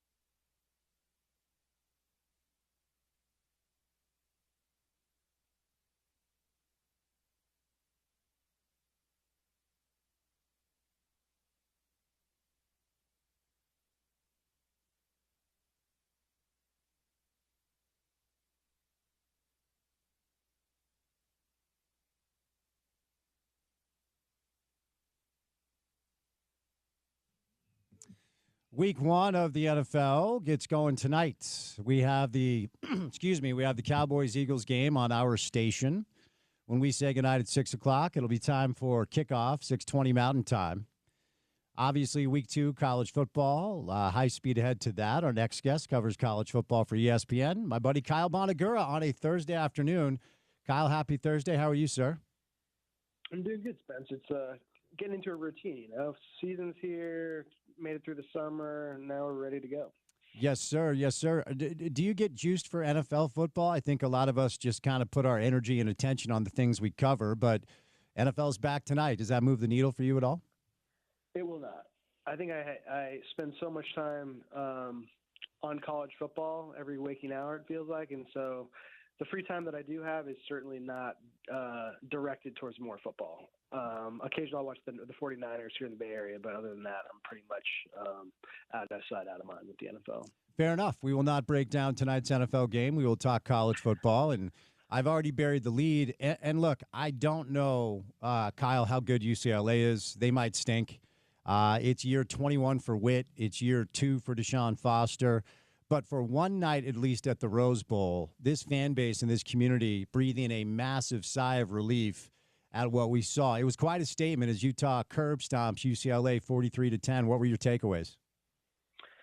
Yeah. I mean, I think it went about as well as you could have hoped for it to go, right? Like, even if UCLA doesn't end up being very good, which I think is probably going to be the case, Utah was so dominant that they did what they were supposed to do against a bad team, right? And if UCLA turns out to be decent, average, whatever, not bad, then it's even more impressive. So, like, there's no downside to anything that happened on Saturday. I mean, obviously, the way Dampier played, the way the offense looked, it was such a breath of fresh air compared to what everyone's seen from Utah the last 2 years offensively. And, you know, to have any sort of cohesive offensive plan and just, you know, looking like a unit that can move the ball consistently. I mean, it breathes new optimism into the year. I mean, I think there was optimism because with Beck and Dampier coming up from New Mexico, everyone kind of allowed for the possibility that the offense would be better, right? But we've seen Witt make a number of changes at offensive coordinator over the years, and it hasn't always worked out. So, yeah, I mean, it was an exciting first game for Utah. No other way to frame it. Oklahoma and Utah, kind of odd bedfellows here with the OC quarterback combo via transfer portal, new hire type thing. And again, it's so early. It's hard to be hyperbolic about, long-term potential. We'll have to see how it goes when conference play gets here. But could this be a dynamic that schools look at? Because the synergy and comfortability between Devin and Jason was just so apparent. And we saw a lot of quarterback debuts, Kyle, as you know, Week 0, Week 1 that didn't look good with young quarterbacks or transfer quarterbacks trying to learn new systems. Do you think this could be a thing that most programs look at if they're able to get it done? Yeah, and not only, like, I think this is just more evidence because we've seen it like a few times now in college football. I mean, there's quite a few really good examples that this is a really easy way, maybe not easy, but like an effective way to jumpstart your offense right away. I mean, Caleb Williams went to USC with Lincoln Riley. Cam Ward, when he went to Washington State from the FCS school in Texas, he moved over with his offensive coordinator, right? Michael Penix was, he wasn't a direct move with Kalen DeBoer, but Kalen DeBoer was his offensive coordinator in Indiana, so they were familiar with each other from a different stop, had worked together, and it worked right away. So, yeah, I think you're just going to see more of this in college football because I don't recall a case where it didn't work. Like, there's just example after example of this paying immediate dividends. And so, yeah, it was a really savvy play by Witt in the offseason to go make this happen. And so far, one game in, I guess it's working out. I wonder what it was interesting leading up to the game, interviewing a lot of people about UCLA and even their own play-by-play voice and analysts and sideline reporter all kind of were very honest about not knowing what to expect because of all the new personnel and 8 new coaches and such. But also the atmosphere in the Rose Bowl for a venue like that. And look, I know the whole thing is like it's L.A., there are other things to do. Why do you think they can't really get it going there consistently? Because I asked all of them, like, are we going to see it even close to like a full building or a good atmosphere? They all kind of laughed at me. There were a lot of Ute fans there, but not a ton of excitement for Bruin football. Why do you think they can't get the atmosphere better in that historic venue? Yeah, so there's a lot to it. I mean, the obvious is it is LA, and there's a lot going on. But that feels like a cop out to me at the same time because look, there's how many millions of people live in that area. So the fact that, it's one thing to like fill the stadium. I understand like that not being the easiest thing to do. It's a big building, but at the same time, not only are they not filling the building, like it's scarcely attended. But this has been the case for a while. Like I lived in LA from 15 to 19. So I spent about 4 years there.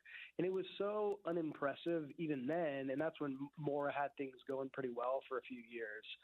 And it was the same thing. No one was showing up. I even filed a public records request back then trying to see if UCLA had studied building a football stadium on campus. They have got this track stadium, Jackie Robinson Stadium, that you could build maybe a 40,000 person stadium on campus.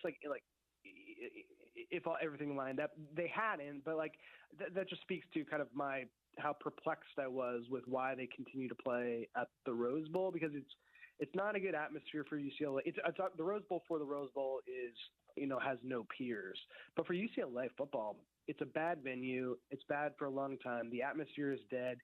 It's an hour from campus. It takes a long time to get there. And it's also on the outskirts of the metropolitan area, right? So it's not centrally located. So, if you're in Orange County, it could take you 3 hours to get there, right? If it was more centrally located, I think they would do a little bit better. When they built the new SoFi Stadium, I actually was wondering, wow, that's in a much better location. It's closer to campus. It's in the middle of the city. Would that change things? Would it be worthwhile for UCLA to try to be a tenant there? Apparently that was a non-starter, but yeah, it's a mess. And it was not a well-attended building before the NFL came back to LA.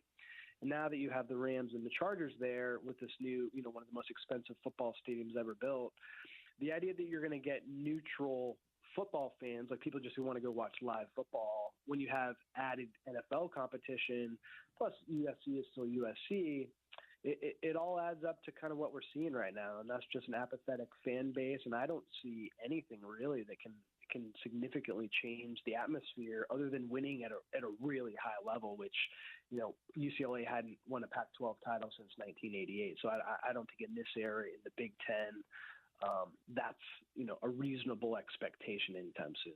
And you landed the plane where I was going to go next. It doesn't feel like they're close.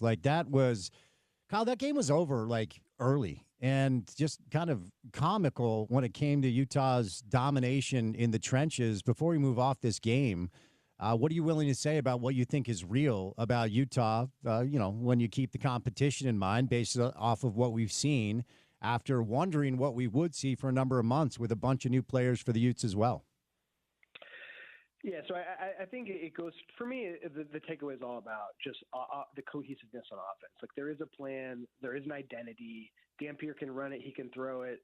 The creativity to use those guys playing two ways shows a willingness to think outside the box that probably hadn't been there to the extent it needed to be in recent years. So everything's trending in the right direction. And yeah, we'll find out if how good UCLA is and how to frame it, and what context comes in the next few weeks. But at the same time with UCLA, we should add is that they weren't very good early in the year last year, but they did finish pretty strong last year, and they do have dudes on the team. There's some talented football players. And maybe the scheme and all that isn't there. But it's not like they did this against an FCS school. This is still a team that has, a number of guys who will get NFL opportunities. And they made them look like, San Jose State. And so it makes sense to kind of add context to make sure it's real. But for me, this was all about Utah, and UCLA was just, kind of just in their way, right? Yeah, I agree. Well said. And all the things that we thought Utah might be good at, they showed us that at least for one night they were. A quick thought on Saturday. It's Cal Poly. Utah will win by 1 million. Ron McBride is going into the Ring of Honor, so Ute fans excited to honor Coach Mack. But if you're a Ute fan, what are you hoping Saturday looks like against an opponent that won't provide a lot of pushback? Yeah, I mean, it's it was 43-10 against UCLA, and Cal Poly's nowhere near the caliber of program. They're not living in the same world. Cal Poly finished in last place, I believe, in the Big Sky last year, and I think they're kind of making some progress there. I've got the podcast out right now about Paul Wolf, the head coach there, and I think he's kind of got some momentum there. They're building the John Madden Center for football facility, which is this beautiful new building that will be complete towards the end of the year, that I think will change the fortunes of the program a little bit with their ability to recruit and those sort of things. But yeah, right now it's a different tier of football, and it's not going to be a competitive game. It'll be over early, and the backups will get a lot of playing time this weekend. It was over early last week for Brigham Young. I watched about a quarter and a half and then said really nothing to see here. The good news is young Bear Bachmeier looks the part. 5 touchdowns accounted for. No true freshman in BYU history has ever done that. And they get Stanford this week, and I'm not trying to be critical because, for instance, Baylor has SMU this week after dealing with Auburn a week ago, and there's no way that Baylor knew SMU would be this good 5-6 years ago when they made the game, and probably no way BYU knew Stanford was going to be in this awkward period of trying to rediscover their identity. BYU's a healthy favorite. Arizona smokes Hawaii. Hawaii took care of Stanford easily. But what do you know, if anything, about Stanford? What do you think BYU's up against coming up this Saturday at Lavelle Edwards? And will we learn more about BYU than we did a week ago? Yeah, speed bump. Stanford's in a weird spot, right? With the interim coach after Troy Taylor was fired, and with that being the case, this was always going to be kind of a pushing the rock down the hill, up the hill sort of the year for Stanford, where they're just not going to be. There's no expectations that they're going to be really competitive. It's already been determined that they're going to have a new coach at the end of the year. This is very much just in a holding pattern to try to rebuild things later. And so it's going to be a long year for Stanford. BYU, Portland State is among the worst FCS schools, I think, in the country this year. So obviously that you didn't learn anything about that. Stanford's, among the worst Power 4 schools in the country this year. So, you'll learn something because you got to see, Bear again. It kind of works out well, right? That you have such a young player having a chance to get some reps early in the year, kind of build some confidence heading into conference play. He was at Stanford before the coaching change, right? So he's familiar with those guys a little bit as well. He was there in the spring, I believe. So that's an interesting kind of wrinkle here. But yeah, this isn't a game that anyone outside of Provo probably has circled on the calendar to watch this weekend. On Monday, it reminded me a lot of the way ESPN covered Deion Sanders his first year and the trip that they took to play Dan Lanning in Oregon, where 2-hour pregame coverage, it was all about Deion. It was all about, and I think a lot of media members that don't necessarily cover college football just assume that Deion Sanders and Colorado were going to go up to Oregon and shock the world, and then go win the conference. And those of us that watch football are like, dude, Oregon's going to beat them by 1,000,000 based off of just the personnel. So ESPN, 2-hour pregame show. It's all Belichick. Suddenly he's talking to the media in a way that he never did with the Patriots. And if you know TCU, you know that that's a good football team. I think I would put them among Tier 1 teams in the Big 12. And TCU undresses Carolina and Bill Belichick, and I think a lot of people were surprised. I can't say that I was, though. How did you digest Monday's game between TCU and Carolina? So, I'm not surprised that TCU won the game, but that it was so one-sided was surprising for me. Because remember, when Deion went to Colorado, his first game was against TCU as well. At TCU, they were coming off an appearance in the national title game, and Colorado won that game, right? And so there's these more parallels between these two coaches who are getting a lot of attention. The stat that really stands out for me was that, what was the final score? 48. I think TCU scored 48 points against Carolina, and Belichick had never allowed that many points in the NFL. So to go your whole career in the NFL never allowing that, and then immediately you get curb stomped like that. That was, I thought they'd be more competent defensively, schematically, just because, look, Belichick, at the end of the day, he's still, arguably the most successful football coach who's ever lived. And so for him to not put together any sort of cohesive plan when TCU is the one who's got everything on tape, right? Carolina was the team that no one knew what to expect schematically. We saw them score on the first drive, probably as a result of that. But if Belichick isn't able to scheme his way to, a competitive game in his first game, man, that does not forecast a very enjoyable season for the Hoodie. And did you see the thing today too? He's not allowing Patriot scouts in the building to watch practice and stuff too. Just crazy stuff going on. Yeah, it is wild. Hey, before I set you loose, let's just turn our attention to this conference now. And I think it's fair to say it hasn't been a great start for the Big 12. Their non-con opportunities, for the most part, have gone by the wayside. Oklahoma State is a 29-point dog at Autzen this weekend.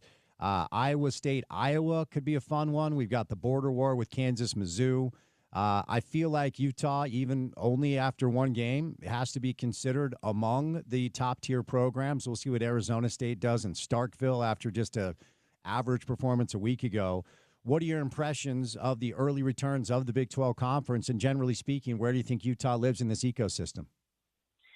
Yeah, I always like to do things by tiers. And I think, Utah Tier 1, BYU Tier 1, Iowa State Tier 1. I still think, SMU and Texas Tech belong there, right? It's still so early, so I'm hesitant to rule anyone out yet. But, Kansas State played a close game against Iowa State, but then they play a close game against, who was it, South Dakota.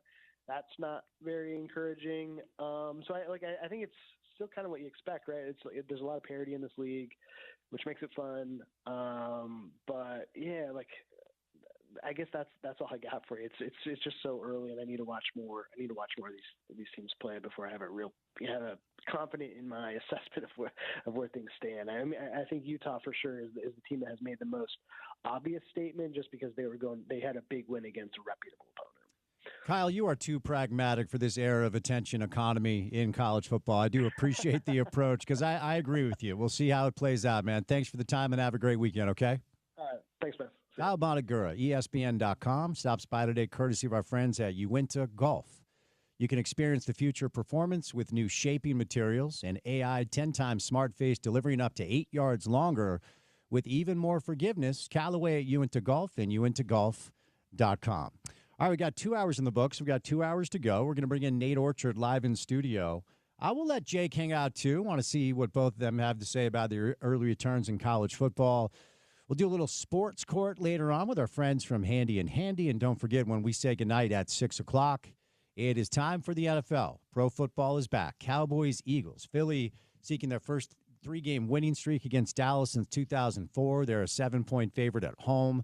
And, of course, a full slate of NFL Sunday football. And you can hear a bunch of games on our radio station. Don't forget, Utah will take on Cal Poly starting at 4 o'clock on Saturday. And our pregame coverage with that guy, Porter Larson, and Trevor Riley, I believe, live at Beer Bar will begin at noon. There you go. So if you're looking for a place to pregame a little bit prior to the tailgate, head on over to Beer Bar and hang out with Porter. And Trevor and Coach Mack will be inducted into the Ring of Honor at halftime of Saturday's game. All right, before we catch a break, Advanced Window Products Fall Football Special. Now, you've heard me do a bunch of spots and ads for Advanced Window Products, and you probably heard me say you can get $2,500 off when you buy 10 windows or more. But Jake Weber, we're here. Nate Orchard live in studio. Today's a little special. It's not $2,500. It's a different number, isn't it? It's a different number. We're going to add another $500 to that, so $3,000 off if you call today during the show. And it's because we're here with you, Spence. Love it. We're hanging out with you. Always great to see you guys. Yeah. So Nate, when they call and get on the schedule, what's the process? What are the steps? What comes next? Yeah, so Jeremy's on the other line. He's our factory rep. So you'll speak to him. He'll set up a time to see within the next day or two.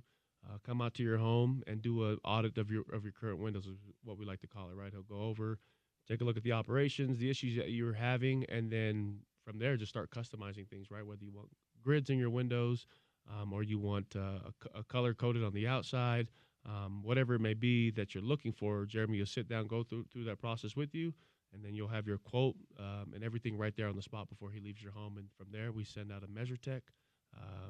He measures everything to the 1/8 inch. And then it gets manufactured in our facility, and then we have our installers in-house come to see you and install those windows within a day or two, depending on the amount of windows. And then from there, you get a lifetime warranty, which I think is the best part of all that. And if anything ever comes up, you're just one phone call away, and we'll be out there to service you. Jake, family-owned company, and you guys did not open your doors last week. You've been doing this for a minute, haven't you? Been doing this for 40 years now. Yep. We're in 40th year. And like you said, family-owned, locally owned. And so we're here. We're a part of the community. You got Nate, the mayor of Sac Lake City, running the day-to-day operations, overseeing all of the manufacturing, the installation. And you see just there's a lot of passion that goes into the product that we manufacture. We take a lot of pride in it. And we want to give every homeowner the opportunity to really transform their homes, saving them money on their utility bills, beautifying their home, and getting them a product that they know that they can sleep at night. That they know it has a lifetime warranty. Windows are a big purchase. We recognize that, and we want to make sure that the product that we install is high quality and that they're taken care of for the rest of their life. No, we talk a lot about the savings, $3,000 off, but ultimately, Nate, you'll save even more money over time because, if your house is really hot in the summer and you're jacking up the AC, or it's really cold in the winter, you're jacking up the heater. I can tell you my home. I mean, the price every month just to pay your power bill goes through the roof. And chances are, if you have climate issues in your home, it is because of the windows. Right, without a doubt. I mean, you see your windows. I mean, those are some big openings in your home, right? If those windows aren't performing the way they should, whether it's the vinyl that's disintegrating over time, or the glass, the seal in the glass has failed, and so it's just letting in the heat or the cold, whatever the elements are outside, into your home. And so changing out your windows, getting higher performing windows, just allows you to just regulate the temperature in each room. You have that little nook in the corner.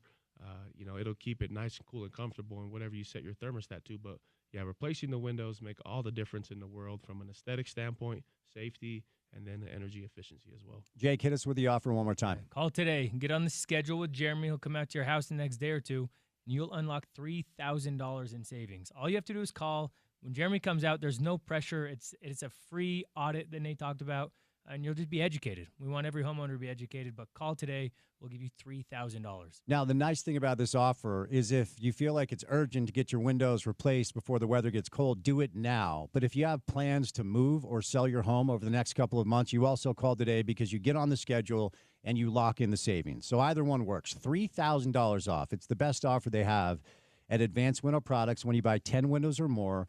Lifetime warranties transferable to new homeowners. So here's the number. Pick up the phone and dial it right now at 801-850-9100, 801-850-9100, 801-850-9100, or visit advancedwindows.com.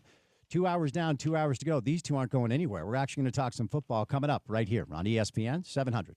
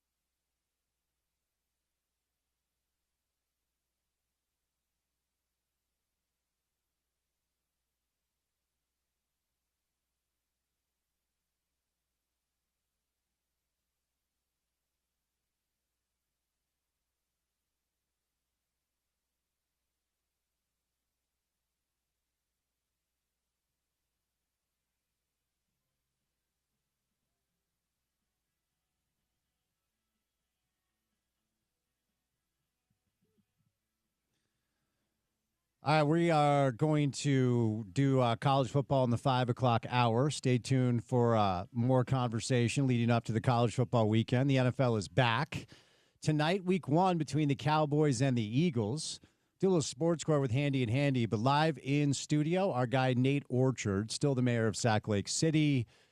A little nervous after watching Logan Fano week 1 attack the quarterback the way he did. And that was the first thing that came to my mind. I was like, and it begins. Yeah. And it begins, but then, you had John Henry Daly? Yeah. Yeah, He had a couple sacks too. Yeah. So he racked up, 2 sacks? And, the boys are eating. And so, it's just fun to see them get after the quarterback and just having fun out there. And that's what football's all about. It's a kid's game, and so when the guys are out there flying around, making big plays and making tackles, and it's nothing better when a defensive guy catches a touchdown pass too. No, for sure.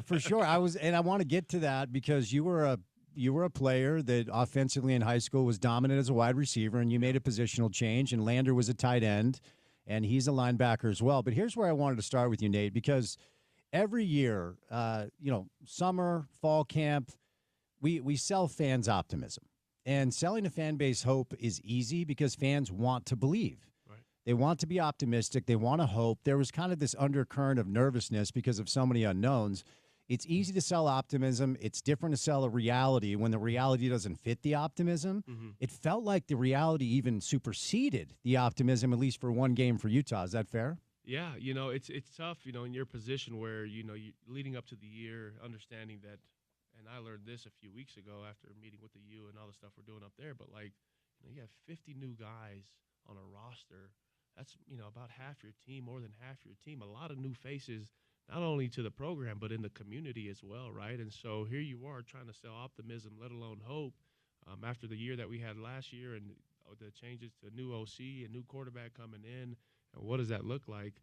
All you can do is just sit back and believe. And I think that's what makes us such a strong fan base is, we always hold on to hope and we ride the roller coaster. But at the end of the day, you have somebody like Coach Whittingham who – we believe can lead the charge, and he's had a lot of success, and the track record speaks for itself. And so, in doing so, and finally with that UCLA game, it's like, okay, it puts a lot of people at ease, understanding okay, something special is coming. As a player, when you deliver results like that, flying home, is it relief? Is it excitement? What's the energy that's going through you when you realize, yep, okay, we just showed everybody who we actually are? Yeah, no, it's you got to have a short-term memory, right? Mm-hmm. You're in the locker room going crazy, and I'm not sure what it's like today in college football, but in the NFL, we'd get the film right there on the plane, whether it's a short flight or long flight. Guys are just eager to see the plays, what happened in the game, critiquing themselves automatically, seeing the good, some of the bad, knowing that, hey, when we sit in the meeting on Monday, this is what I'm going to get yelled at for. Mm-hmm. And so I'm sure the guys are doing a little bit of that, but, given a short flight, a lot of excitement, a lot of juice. And just riding that wave, and once you land back in Salt Lake, then it's like, okay, it's on to Cal Poly, right? But such a good group of guys. Looking forward to really just meeting Devin in person. Haven't had that opportunity yet, but being at the practices that I've been at and seeing just the culture and the atmosphere. They put a show on Saturday that we all can look forward to a good year, hopefully. It's hard to be nitpicky when it's 43-10. Mm-hmm. It is. Now, Trevor Riley brought up some issues with open field tackling. You're a player that made a living on that side of the football. Any thoughts on that? I think that's something that we noticed last year that we struggled with, right? Just the open field tackles, making those plays, and just bringing those runners down immediately on first contact, right? And so with that, that's just a growing pain. And again, 59 new guys. How many of them on offense, how many on defense, I couldn't say. But at the end of the day, it's getting people bought into the program. It's getting people bought into the Utah way of doing things. And Scally, hands down, I'm sure on Monday that is a pain point for him, and he's making sure guys know that and just are improving on it week after week. The way they practice, is it transitions to the game, but that part is not our identity, and it's something I'm sure they have heard throughout this week. And hopefully they'll fix going into this game. So what we've heard all off season, quite frankly, and then throughout fall camp is this offensive line and what it was going to look like. And Dane Brugler, who's a scout for The Athletic, believes Spencer Fano is going to be a top 10 pick and potentially the first tackle taken. Caleb's only a sophomore, but as he evolves, a lot of people believe he'll be a first-round NFL pick as well. I got to say, Nate, and look, I don't know how good UCLA is. I just don't. It felt like a little bit of a coaching matchup. It's year 21 for Witt. It's year 2 for Deshaun Foster. Yeah, and that was going to be my question to you. It's like, I don't know. Like, is UCLA not that good? I mean, you look at the way they ended the season last year, right? Yeah. And like, okay, they're building up momentum here, and then Utah goes out and just destroys them. So, is it UCLA? Is it Utah? What is it? But regardless, to me, at the end of the day, it's just not playing to the level of your competition. Mm-hmm. And you saw that throughout the season last year. And for them to just come out and fire on all cylinders in that first drive alone, I mean, that's what we want. For sure. And both things can be true, right? There's a chance UCLA is dog meat and Utah's awesome. I mean, both of those things can be true. But from the trenches standpoint, tell me what you saw, because it was almost comical watching our offensive line. And I'll tell you, the one positional group UCLA actually has returning players is their front. They've got 4 players back. 2 of them were injured last year. And it wasn't even fair. Yeah. The O-line, I mean, tell me what you saw in the trenches. The O-line just did whatever they wanted to do. They did whatever they wanted. I mean, he had all day back there. I'd love to know a clock on just like his time to release. It was over 5 seconds, Nate. It's like, that's what you per want, drop right? back, man. And I know there's a lot of attention around this offensive line, and they have a standard and expectations themselves, and like that's what Utah's about right there. And so for all guys to be firing on all cylinders across the board, I mean, super exciting. And to see Fano come from when he was a true freshman to where he is now, light years ahead, right? And the guy is he's in his zone right now. And that's what you want as an offensive lineman and as a team in your first game, to like set the tone up front and just keep that momentum going throughout the year, because, play after play in that first drive alone, to march down and score like that at will, that's fun to watch. What does it do? And now you're a defensive lineman that wasn't dominated much by opposing offensive linemen because you were just that good. But if you're playing on a defensive front and you're getting blown off the line every single play and like decleated with pancake blocks, what does that do to a defensive lineman? I mean, it's demoralizing at the end of the day, right? Like, you doing all that you can to stop these plays. And granted, if you're playing an offense that's, they're quick releasing the ball, you don't even have time to get into your pass rush, let alone get your pass rush games going, because the ball's coming out so quick. That's frustrating in the run game. But I mean, at the end of the day, Utah just dominated, obviously, in the run and the pass, and they had whatever they wanted, they got.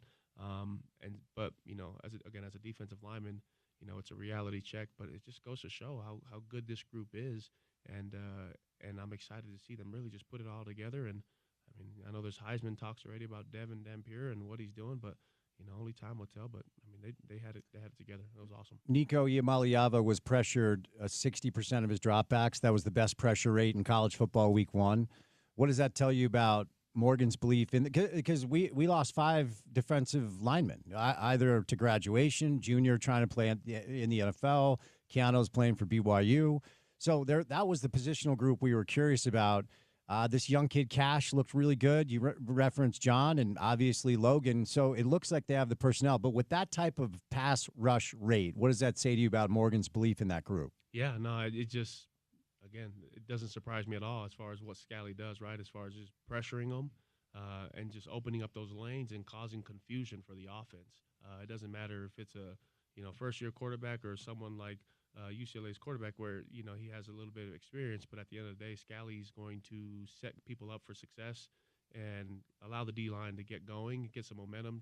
Once you bring in that 5th blitzer, it just allows the guys to just get in their zone and get in their pass rush lanes. And then again, the score itself, when we're putting up points like that, UCLA has to play catch up. You're going to let the dogs go, and so the boys from there can just get into their groove as far as setting up their pass rushes.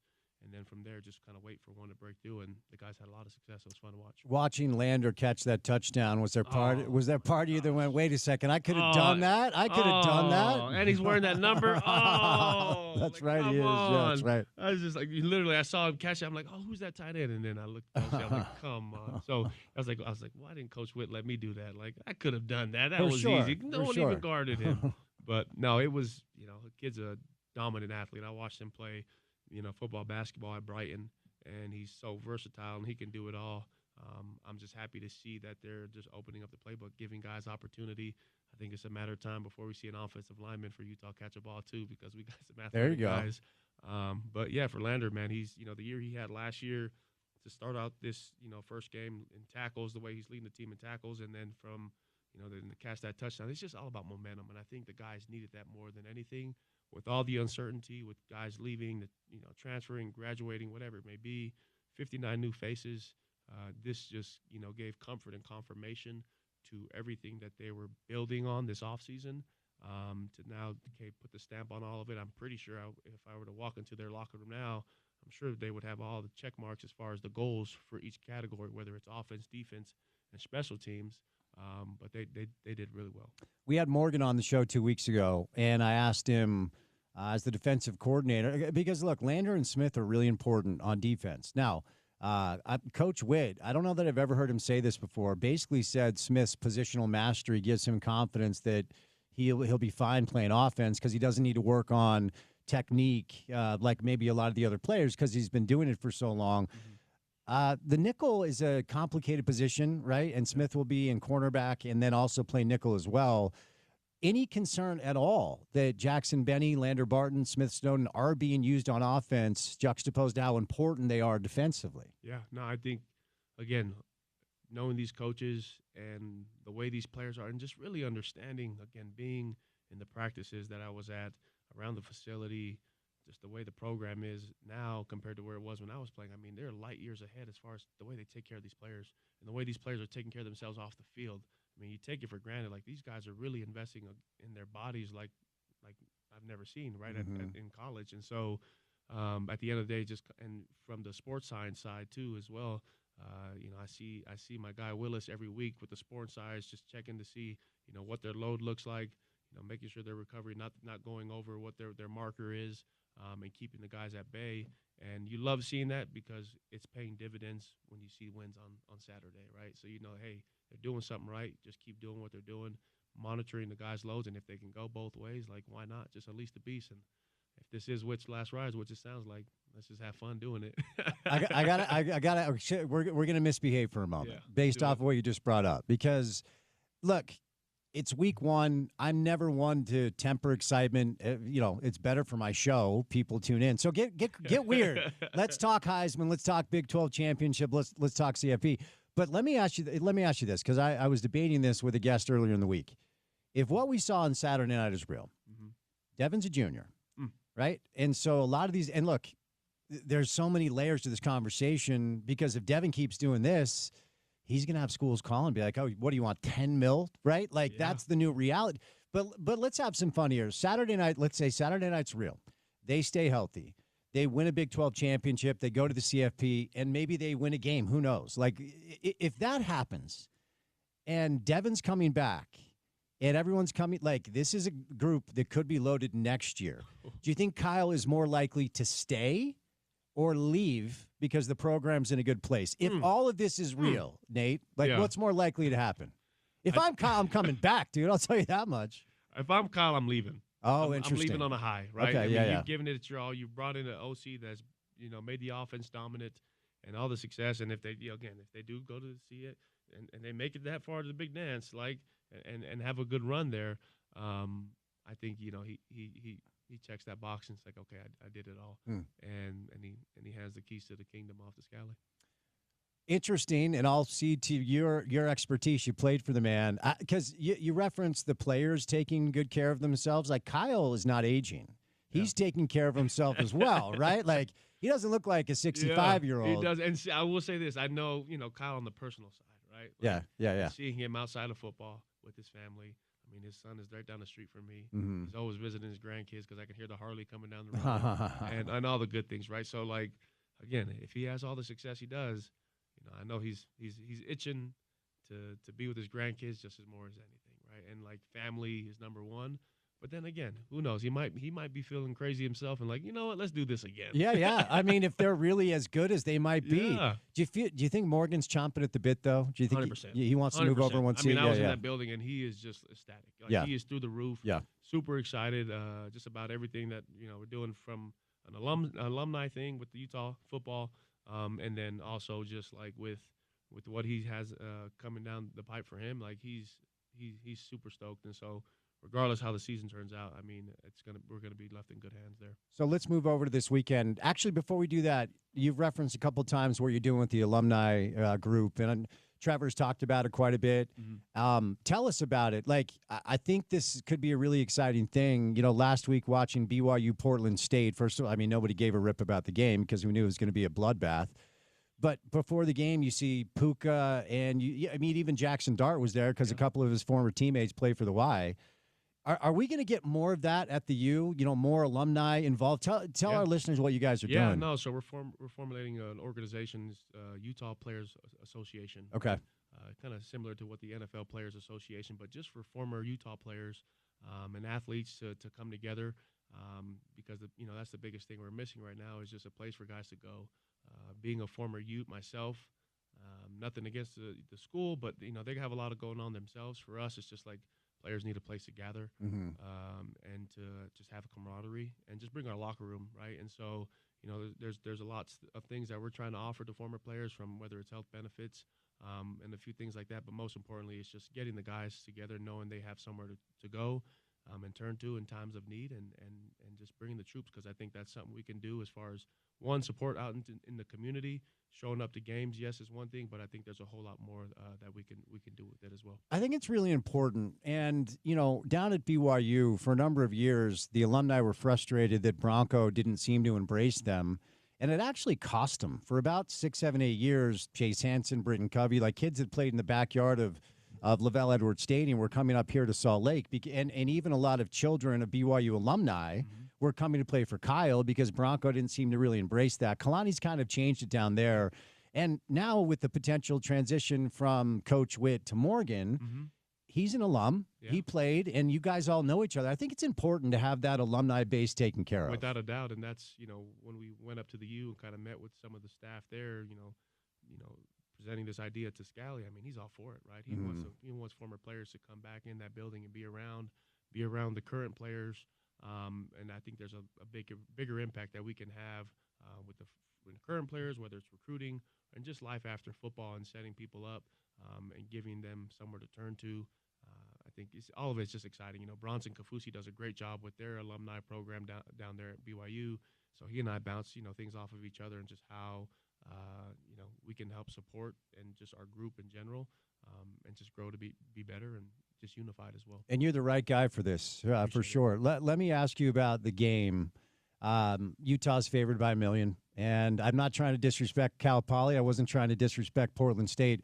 Portland State has been outscored 111-0 through 2 games. It might be the worst team in the country. Utah's favored by 1 million. What should we hope the game looks like on Saturday? Utah just, is an easy win, right? They cruise through, but you want to see what you saw in UCLA, where the offense is performing the way they should and marching the ball down each and every drive, and converting on third downs the way like we did during the UCLA game, and defensively turnovers, and as the game progresses this way, I mean, at this point, Coach Witt's probably only been 10 or 15 plays deep into each, so you're keeping a lot of that to the chest. But, I mean, you just hope the guys can get in and just fire on all cylinders, make big plays, and have fun and run around with their hair on fire. Special teams, hopefully we get something igniting there, just as far as a big play. To see something there would be really nice. But overall, I think this is, this will be a good win for Utah, but at the same time, you can't discredit, Cal Poly being able to put up some points too. From what I see, they can score. But again, FCS team coming in, we'll see how they handle a Utah defense, right? But it's from what I've seen, Cal Poly has a good track record of putting up some points. So not playing down to the level of the competition is my biggest thing when playing an opponent like this. Last thing, at halftime, Coach Mack inducted into the Ring of Honor. He was the coach of Utah football when I was a student at Utah, and he's become somebody who I very much love and respect. I've done a bunch of radio with him. Who doesn't love Coach Mack? That's but right. What does Ron McBride mean to Utah football? He means the world, man. He's the trailblazer. He's the one who really, ignited Utah football and brought it back to what it is today. From him then to Urban to Coach Witt. But, Coach Mack, loves his players more than anything, and he's heavily involved in our group as well. And so you see guys, we have guys, I think, all the way back to the 70s, 80s that are in our group, right? We're reaching back. We've got a few maybe in the 60s. But, I mean, there are guys that have been with Mac that I mean, he sits down with them, and he just, I mean, you know how he has stories for days, and I love it. Yeah. And the guys love it. And we had a small gathering with the guys at a restaurant with Mac, and I mean, you had half the guys in there in tears because Mac, just the stories are just amazing. But someone like that who's so pivotal in the game means the world to a lot of guys, and you know he continues to inspire a lot. And I feel very fortunate to just even be a part of his foundation and supporting these Title I schools and going out and speaking to kids who are, you know, underserved, underprivileged, and just giving them, you know, a little glimmer of hope as well. Well said. All right, we welcome in a former Cougar in studio. I don't know why Jake didn't feel like he wanted to talk football with us. You're in the video game, dude. Don't shake your head at me. Okay? That's right. I am in the video game. But here's the deal, Jake. Whether you're a Ute or you're a Cougar, if you need new windows, we're taking care of you today, aren't we? That's what we're here for. We are here to take care of you and your window needs. Look, the weather right now, surprisingly hot outside. Yeah. Funny story. My father-in-law just bought a new place, and we saw it last Saturday for the first time. I took my wife and a couple of my kids. We're walking through the home, and it is hot inside the house. Mm-hmm. And he doesn't know much about windows. He knows. He looks at me like, oh, yeah, you do windows, whatever. But then he starts asking me, like, hey, these look new, right? These windows are in good shape. They're vinyl windows and double-pane windows. I don't need new windows, right? And so as I start walking through the house, I open up. He's got the big shutters on him. Open up the shutters, and the sun is like just shining through the window. Mm-hmm. I stood next to it, and I said, no, wait, can't you feel the heat? Come put your hand up here. You don't even put your hand up. Come stand next to the window and feel how hot it is right here. Like, this is not normal. Yeah. Like, you need new windows. And I told him, hey, I know a guy. We can take care of you. But, look, most homeowners are just like him, where they have it's a vinyl window with a double pane glass, and they think their windows are in good shape. Yeah. But it's not until you really have someone come out and educate you and, like, show you, explain to, like I did to my father-in-law, like, the temperature in here is so hot. That air conditioning is running all day. It's because of your windows. Yeah. It's literally a huge hole in your house, and that glass is almost like a magnifying glass and just, like, heating it up. And when you get the right window in there with the right technology on the glass, you really will completely transform the look and feel of your home. And the money that you save, you just literally standing in this place, it was just like made me like confident, like, yeah, this is why we do what we do. Yeah. This is why we're here with you today, is for those homeowners that if you go and stand next to your window and you can feel the heat coming through, call us. And we'll have Jeremy come out to your house, and he's just going to, like, talk to you about it, educate you. There's no pressure. We're not going to, like, hey, you've got to do this, you got to do that. Just become educated, and then we can help you make a decision, an educated decision, whether it's with us or someone else. We are very confident in our product and our process, and we know that we are the best option for you as a homeowner. And bottom line, just by getting new windows, compound interest over time, you'll save hundreds and then thousands of dollars. Yeah. But, Nate, today, fall football special, you guys have upped the ante. Let's hear about it. Yeah, so you call today, get on the schedule. You'll receive $3,000 off the purchase of 10 or more windows, but you got to call today before the end of the show. Jeremy's on the other line waiting for you, one of our factory reps who's going to schedule with you in the next day or two and come out and do that free audit for you. So bottom line, typically the offer is $2,500 off when you buy 10 windows or more, but today only we're tacking on another $500. So real money. You will save $3,000 when you purchase 10 windows or more with our friends at Advanced Window Products. So if there's a little bit of urgency, you should call today for sure. But if you anticipate buying or selling a home in the coming months, if you call today, you get on the schedule and you lock in the savings. So either way, it's going to work out for you. Advanced Window Products, give them a call right now at 801-850-9100. That's 801-850-9100, 801-850-9100, or check them out online at advancedwindows.com. All right, gentlemen, we'll talk to you in just a little bit. We're going to catch a break, and we're going to bring in a little sports score coming up on the other side. We will get back to college football storylines in the 5 o'clock hour. Don't forget, we will say goodnight at 6 o'clock in time for kickoff of week 1 of the NFL. It is the Cowboys and the Eagles tonight. Philly is a 7-point favorite at home. Want to tell you about my friends at IFA. With IFA Step 4 Fall and Winter Lawn Food, you'll get stronger roots now and an early green up next spring. It's the ultimate lawn owner power move. More at your local IFA or online at ifa.coop. Time to welcome in Ryan from the Dish Professionals. Give them a call at 801-424-DISH. Week 1 of the NFL starts tonight. We're already 2 weeks into the college football season. If you're a sports fan and you do not have Dish, I can promise you, you are doing it wrong. Internet solutions as well. What's going on, Ryan? we've got some neat opportunities. And, the offer is so stacked right now with Dish. This is your opportunity to really just put money back in your pocket. If you've got that overpriced cable DirecTV bill, or you're even unhappy with your YouTube because it keeps raising your bill, call us up. It's cheaper to switch to Dish. Right now, the offer is the price is guaranteed for the next 2 years. We'll throw in 3 months of Dish's top package absolutely free. And we'll also get you the multi-sports pack, which includes the NFL Red Zone free for 6 months. So you're dialed in there. It just does get better and better. If you want the Sunday ticket, I can get that to you half off of Dish's a new customer offer also. So neat extras. Plus internet, guys. I'll tell you, if you are unhappy with your internet, is it slow? Is it glitchy? Is it keep going out on you? Or did you just get a bill that just went up and it just charged you a little bit more? If you're spending more than $70 a month, listen, pick up the phone and call us. Even if you have fiber, there's probably another provider you could just pay your bill to and still use the same fiber, just pay less money. We've got so many options, and I guarantee I have one for you no matter what, but I probably have 3 or 4, and it's probably $20, $30, $40 a month cheaper than what you're currently paying, but you just got to call us. Call today, and we'll throw in dinner at JCW's. It's 424-DISH. It's 801-424-DISH. All right, Ryan from the Dish Bros, little sports court, handy, coming up on the other side right here on ESPN 700.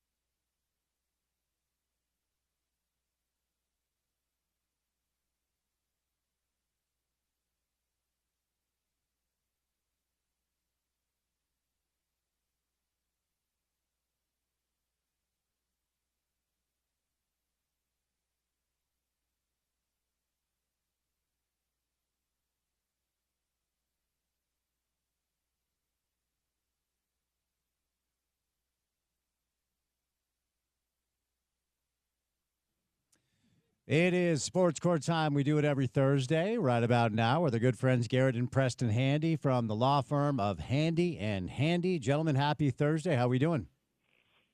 Hey, Spence. Good. How you doing? Hey, Spence. All good here. All good here. All good here. Let's start with one of our favorite topics: people suing the NCAA in antitrust situations. So 10 college athletes, they sue the NCAA over the redshirt rule. They claim it is an antitrust violation. What's going on with this one? Yeah, Spence. Today's the latest chapter in the soap opera of as the eligibility world turns. As you mentioned, the NCAA has been sued. We've talked about a number of these cases where individual athletes will sue based on their specific situation. You know, most notably the Diego Pavia situation where he played at a junior college and said this eligibility shouldn't count against my Division I stuff. You know, there was a cornerback at Wisconsin who he was denied the injunction and he was not allowed more eligibility. And so it's across the board what's happened. What's interesting about this case, and that's which distinction is this is 10 players, 10 athletes as of now have created a class action suit against the NCAA, the poor old NCAA, claiming an antitrust violation of the redshirt rule. They're basically saying, hey, the redshirt rule is a rule that is arbitrary, where we know the redshirt rule is you get 5 years to use your 4 years of eligibility, a longstanding rule. And they're challenging this, saying, these athletes are saying, hey, why should us athletes have to choose to use a redshirt rule where some, athletes get to, and if we don't use it, we have to get, we have eligibility 4 years and 4 years, and we're out. And so, again, we know behind the scenes a lot of it is driven by what's going on with NIL and the agreement between the schools. And the attorney for these players, which could grow beyond 10, probably a bunch will join the class. It says, the NCAA is violating antitrust by defining the eligibility window and putting a cap on the number of competitive seasons within that time frame. They say that they're trying to halt the NCAA's unjustified anti-competitive restrictions. One thing I think is interesting, the attorney says the NCAA has no basis to prohibit a player who is working just as hard as all his teammates in practice, in the classroom, for prohibiting him to compete against another school from one of those schools. 5 years to practice, 5 years to graduate, 5 years to play. What he didn't include was 5 years to earn NIL money. Here they've sued the NCAA. They're trying to limit it. They're saying players who have entered school in the fall of 2022, this should apply to them. That's, they don't want to take it back forever because, it wouldn't work for someone who wasn't in school now. I think all of these players that are challenging it are in school now, and maybe they're juniors, maybe they're seniors, or maybe they've run out of time. I don't know the specifics about them, but Charlie Baker comes in and says, he's the head of the NCAA, and I think he's done a pretty good job trying to navigate this. But he said, we can't have eligibility into perpetuity, which he's kind of looking ahead and saying, wait a minute, what if athletes come in and say, well, limiting us to 5 years, that violates antitrust law, and we should be able to play, which looks more like a pro sport model, right? Well, as we mentioned, the jurisdictions have varied on this. Some have ruled in favor of the athletes, some have ruled against them. So, what happens in a case looking down the road like on this is that when the federal circuits, courts of appeal differ on this, sometimes the Supreme Court looks at it and says, hey, we got to look at this issue. And then what they'd be defining is, hey, can the NCAA as a ruling body, who we've known that a lot of their power has been stripped, can they limit eligibility? That will be the legal issue before them. All right, Garrett, over to you, buddy. Well, kind of interesting and smart move, I guess. It's the same lawyer that represented Pavia, and so they filed this in Nashville. They're looking for a favorable judge. But I think it's interesting that the lawyers have specifically come out and said, we are not challenging the NCAA's 5-year rule of eligibility. And I'm wondering if that's really going to be the next domino to fall, right? I mean, why isn't somebody who's getting a PhD going to be able to say, well, why can't I have 8 years to play? I'm in school, right? And I want to get paid. So, I wonder where does this end? Totally agree. Well said. All right, moving over to a story that we have covered and talked about quite a bit. It's the latest with Michael Jordan and the dispute against NASCAR. What's going on with this one? Yeah, and this is a little bit breaking news. This just came yesterday from the judge in that case who denied the injunction. The case is now, and it was scheduled, but there's trials scheduled to begin December 1st. And so the judge is denying the injunction. This is over a little bit of the backstory, and I'm not going to pretend to be an expert on NASCAR charters and eligibility for these different teams. It's a little bit complicated. But each team has these charters, and that allows them to compete in the NASCAR series. And so Michael Jordan and his teams, they've sued over this issue and said that it's unfair. It's an antitrust violation, right? Essentially that NASCAR is a monopoly in how they control these charters and dole them out, and with that, substantial payments. And so this lawsuit really has the opportunity to shake up a lot of how NASCAR is operated and run under NASCAR, and what teams get charters and don't. And so at this point, the season's going on, but they're going to compete as open teams right now and without charters. And so they didn't get their injunction, but the bottom line is the case is still moving on and headed for trial. All right, Preston, you're up. Yeah, I think it's interesting, Michael Jordan, you hate having one of the most competitive people in the world who's a billionaire just keep pushing and pushing and pushing and pushing. And I think this is a big loss for his group. Essentially, they're saying to his teams now, yeah, you had a charter in the past, you challenged the charters, you didn't want to join the charter, didn't want to sign the charter because you thought it was, violated antitrust. And guess what now? You don't have a charter, so you get to compete as an open team. And I learned something that said, this designation means they will receive lower earnings compared to the charter teams. So that's kind of a kick, We'll see what happens if this thing actually makes it to trial. All right, moving back to college football and a feud over a logo. It's Baylor versus Boston University. What's going on here? Yeah, so, if you look at these logos, what it is Baylor University has an interlocking block letter BU on its helmet and all of its gear and stuff. That's their main look.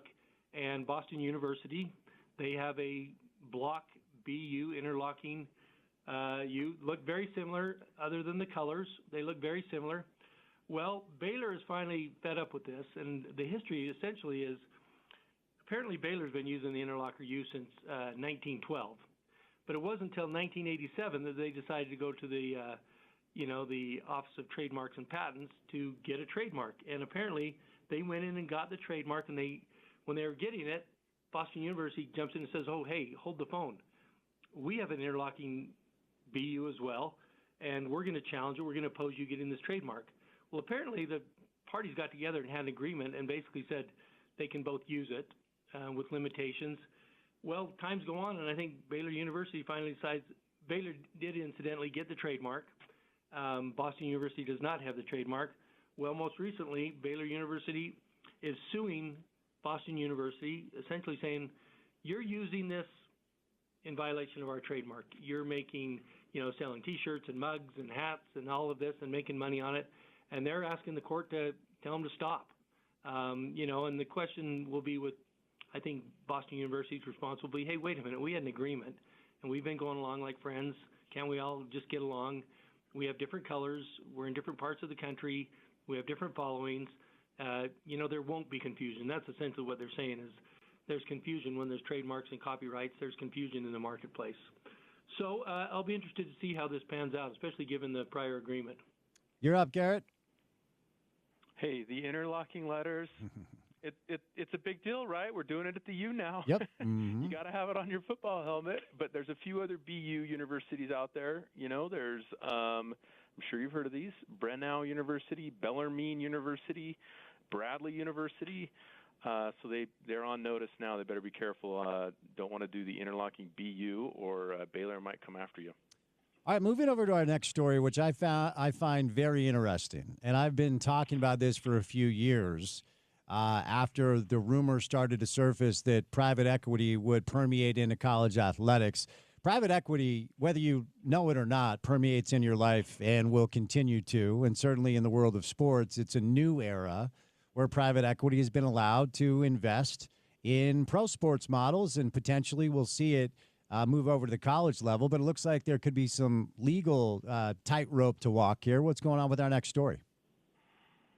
Yeah, you're right, Spence. It is a big deal, and I think with how expensive college sports has become to run these programs because of NIL, they just need more and more money. And so, is it fair to just raise tuition or raise ticket prices? Is that going to be enough to support these ballooning athletic budgets? And so what we're looking at now, as you've kind of mentioned, I mean, in the NFL, they're allowing up to 10% of the ownership of a franchise to be private equity. In other leagues, I think it's up to about 30%, NBA, NHL, Major League, and all of that.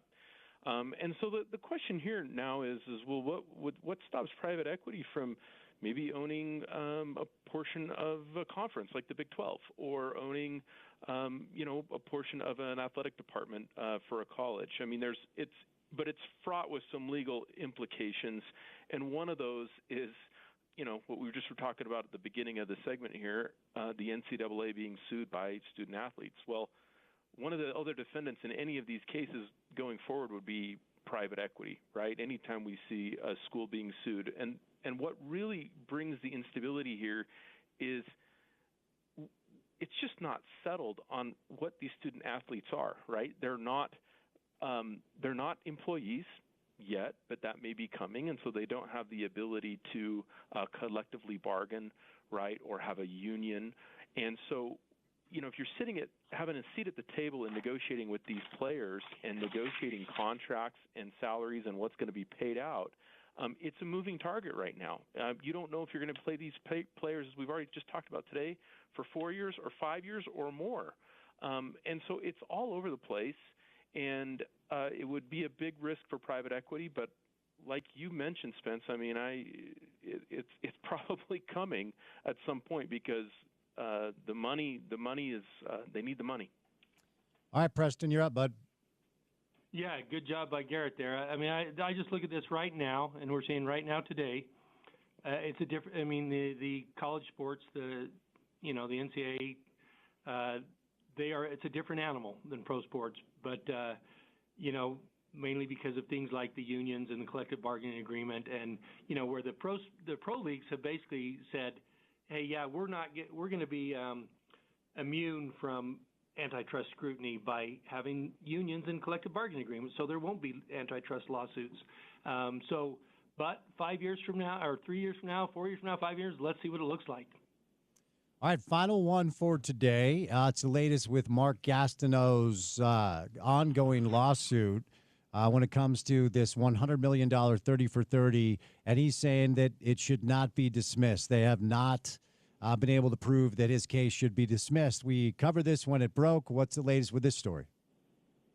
Yeah, this grows out of the, I love me some 30 for 30, and 30 for 30 did a New York sack exchange on, the defensive line for the Jets that played you can probably help me with this, Spence, in the 80s, maybe the early 90s, somewhere in there where they were pretty prolific sack group. Well, they did this 30 for 30, and as part of it, it shows Mark Gastineau. It highlights his situation. It shows him have a confrontation with Brett Favre, which grows out of the situation where Gastineau held the season record for sacks, and he confronted Brett Favre saying, hey, you took a fall to let Michael Strahan, surpass my record.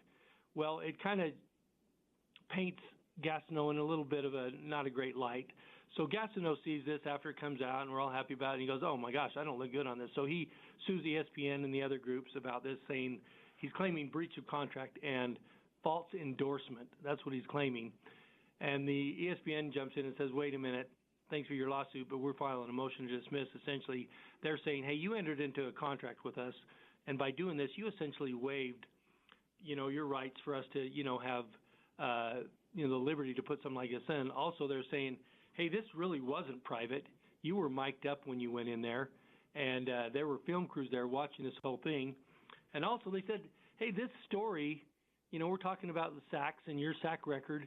this part of the story with you and Brett Favre, it's essential to the storytelling. And, and so his claim is it was a breach of contract, and he kind of is relying on words like performance. He's claiming that he should have been given a right to review and to reject what is put on this, and he wasn't given that right. And he points to parts of the contract that, say, what exactly does performance mean? You have to dig into the language on this. But essentially right now he's saying to the court, ESPN has not met their burden to show that this should be dismissed. Some of these issues in the contract are actually questions of fact that should be dug into, legally and by the judge and potentially by a jury. And I shouldn't be thrown out right now. We should continue with this litigation. All right, Garrett, final word is yours, my friend. Well, Gastineau, he did lose the sack record, and I think he's going to lose this case. So that's all I'm going to say. Okay, fair enough. Before I say you lose, for any of our listeners who have legal questions, how can they get a hold of you? Over at Handy and Handy. Yeah, Spence, we love coming on here. Been doing it for years with you, talking about these legal issues in the world of sports, interesting issues. Handy and Handy is a personal injury law firm. We help people who have been involved in all kinds of accidents, help them through the process, take care of them. We'd love to hear from any of you out there. Give us a call at 801-264-6677 or visit our website at handylawutah.com. Okay, gentlemen, thank you for the time. Have a great weekend, and as always, go Utes. Go Utes. Go Utes. Thanks, Spence. Week 1 of the NFL gets rolling tonight. College football has been back for a few weeks. If you're a sports fan and you do not have Dish, I can just promise you you're doing it wrong. Get all the games, get a better platform, take advantage of promotions, get internet solutions as well. On this Thursday, dial 801-424-DISH. What's going on, Ryan? Spence, it is a good day. Football is back. Got the NFL. We got an awesome lineup for more college games this weekend. And we want to make sure you're watching all the games. And if you want to have the coolest football channel out there, the NFL Red Zone, well, if you call and get set up with Dish, we'll set you up with that for free. Plus the multi-sports pack, but it gets better.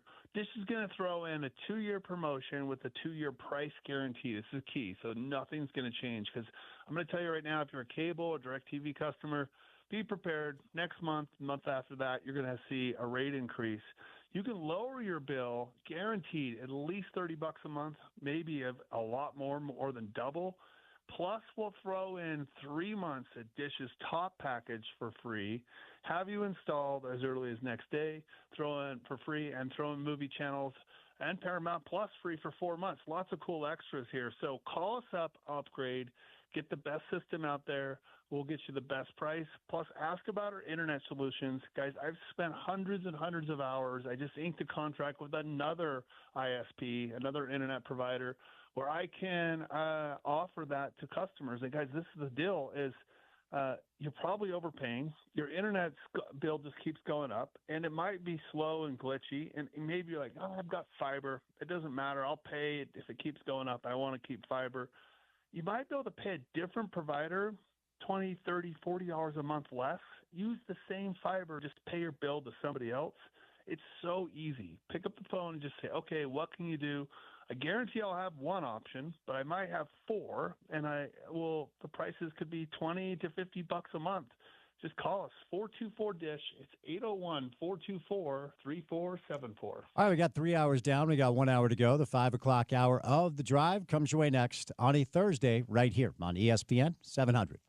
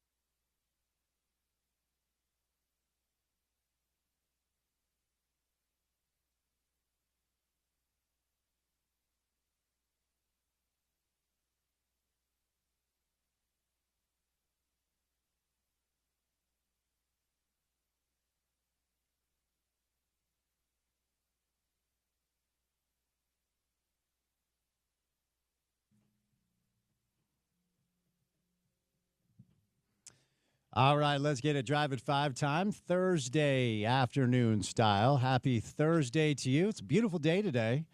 About 84, 85 degrees and sunny here in downtown Salt Lake City, Utah. And as it is every single day, it's good to have you along for the ride. Spence Checketts behind the mic.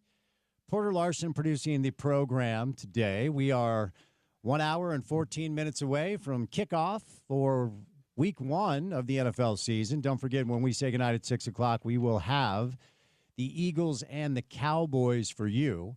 The game is on NBC and Peacock, but you can hear it on our radio station. So NFL football is back.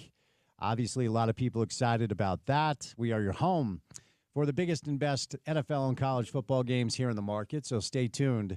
After we say goodnight, live in Philly, it will be the Eagles and the Cowboys. Philly is a 7-point favorite in this game tonight. Tomorrow night, the NFL returns to Sao Paulo, Brazil, where the Kansas City Chiefs will take on the Los Angeles Chargers.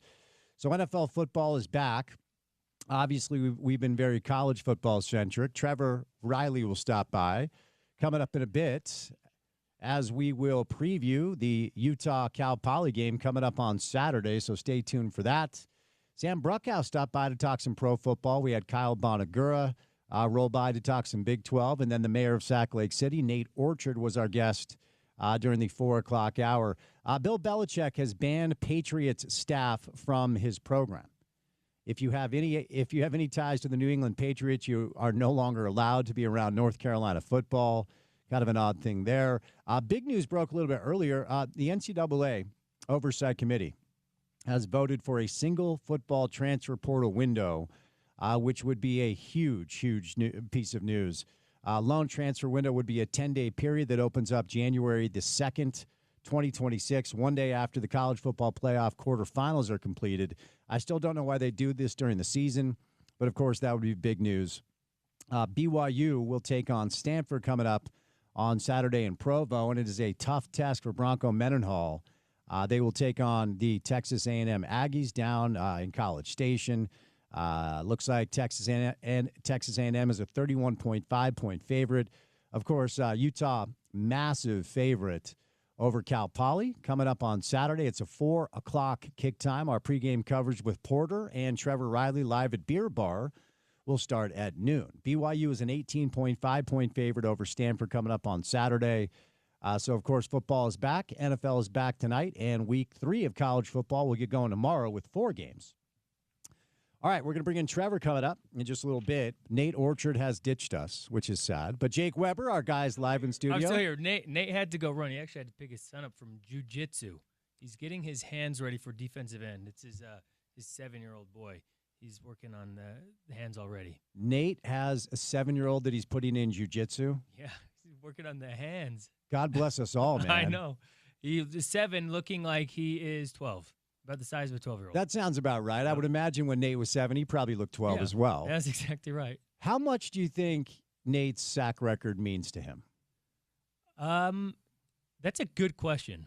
Like, I think he would, if you were to ask him, he's going to downplay it a little bit. Mm-hmm. But there's definitely, like with any athlete, you're going to take pride in like the work that you've done, the work that you put in to get to that point and to hold that record.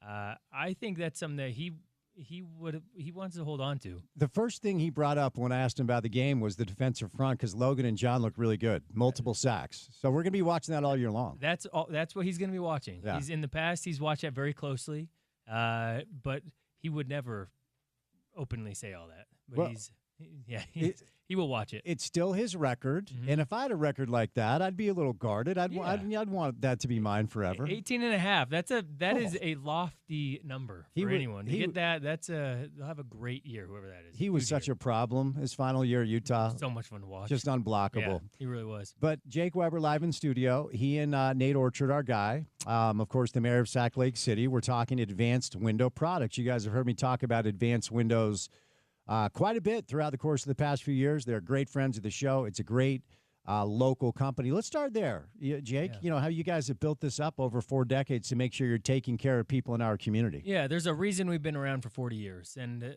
the quality of the product is top notch. The service that we provide, but I think what really makes a company stand around for a long time is the way that they treat their clients, the homeowners that we deal with on a daily basis. Not only like the new homeowners that are calling, needing new windows, but it's for the homeowners that have been around for the last 40 years who have bought windows from us. And where we service them, the lifetime warranty, the way that we stand behind our product. And that separates us from everyone else, and that we truly can say, hey, you have a true lifetime warranty on this product once it gets installed, because we can confidently we have confidence in the quality of it, and that it's going to stand up in the Utah climate, from the extreme heat to the extreme cold. Everything that we do is top of the line. And because we're the manufacturer, we cut out that middleman, giving a homeowner a better price for a better product. Yeah, and we'll get to the savings in a moment because there's a fall football special we're talking about today. But I remember the first time I took a tour of your facility and you walked me through your business model. Even without these savings, if we compare you to other window companies, people are saving a ton of money anyway because, to your point, you are the manufacturer, you build, install, and you guarantee for life. Yeah, exactly right. And look, we're not in the market to be the super cheap builder grade window. Like, that's not what we do. We offer a high-end product that is price-wise comparable to some of those builder-grade windows, but the actual quality of it, and really the key is calling and letting Jeremy come out and show you the windows. Yeah. He'll bring a corner sample where it has it cut in half. You'll see the chambers, everything that goes into it, the glass, and he can speak to that and educate you, but you really see that the quality of the product is top-notch, and is the price, really, the value cannot be beat. What sort of, you hear the old term curb appeal when people are selling a home. It's one thing to look at a home and be like, oh, yeah, that's high quality. But for people out there that may be looking to sell a home, what sort of value can new windows add to the product?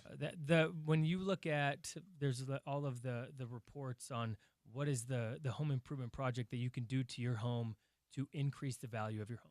And number 1 and 2 is always windows and garage doors. And so if you are looking to sell your home, you talk about the curb appeal. Putting new windows in it's always shocking to a homeowner what a difference that makes. I think most people just assume a window is a window, and they're thinking like, oh, this is one of those improvements that I'm not going to see. It's like my HVAC system. I'm not going to see it. It's good. Windows, you really do see it. And so the curb appeal, it increases the value. But also, like, when you're selling that home, it's the money that you're going to be saving on those energy bills.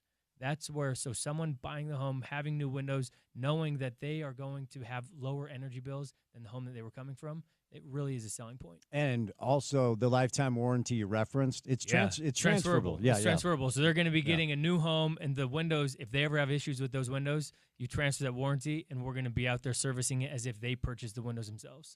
So bottom line, you should call to save money regardless of the special, but the special just adds like that cherry on top. So let's unpack it. So if you call today, we're going to give you $3,000 off the purchase of 10 or more windows. I know the fall football special is $2,500. That's what's been running. Because we're in studio, we're going to up that $500 to $3,000 off. There you go. But you have to call today to take advantage of it. And the nice thing about this offer is getting on the schedule locks you in. So if you anticipate, I'm going to buy or sell a home in a couple of months, you should still call today just to get on the schedule.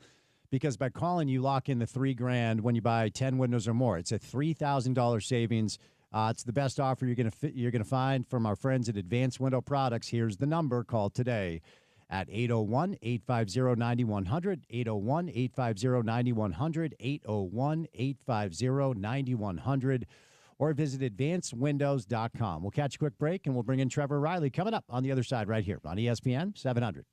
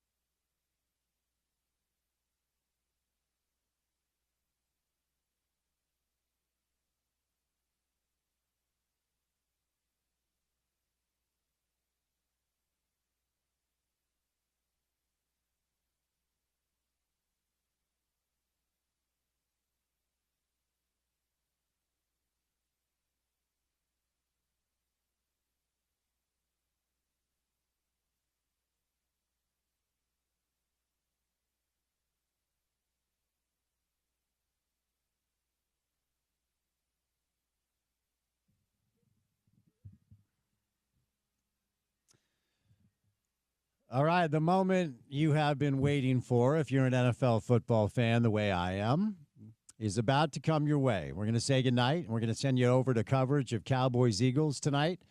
Live in Philadelphia, the television coverage is NBC or Peacock, and it will kick off at 6:20, where Philly is a 7-point favorite to win the game tonight. Are you a Cowboys fan that approaches games with nerves at all? Do you get nervous to watch your Cowboys play? Yeah, it doesn't help that they usually find a way to like comically lose, or especially late in the year or playoffs or whenever there's something of real note on the line. So yeah, I watch with a little nerves. I probably put too much of my like emotional stock into random adults playing football, but that's how it goes. Choosing to be shiny happy person going into this year. Little REM reference on a Thursday afternoon. There's a lot of irony in the man behind Spygate telling his former staff members that so for our listeners, Bill Belichick has banned New England Patriots staff from accessing the Tar Heel program. This is a wild story to me. Like coming from this dude, who over the years has been credibly found to be a cheater. And yes, I know he's a great coach. His resume speaks for itself. But what is going on with Carolina football? Yeah, there's a lot going on with Carolina football. One of those things is a little paranoia caused by, I think, a head coach that is bringing a lot of off-the-field drama and a lot of things that you don't usually think of Bill Belichick as the guy who he usually just wants to coach football and coach defensive football and go from there.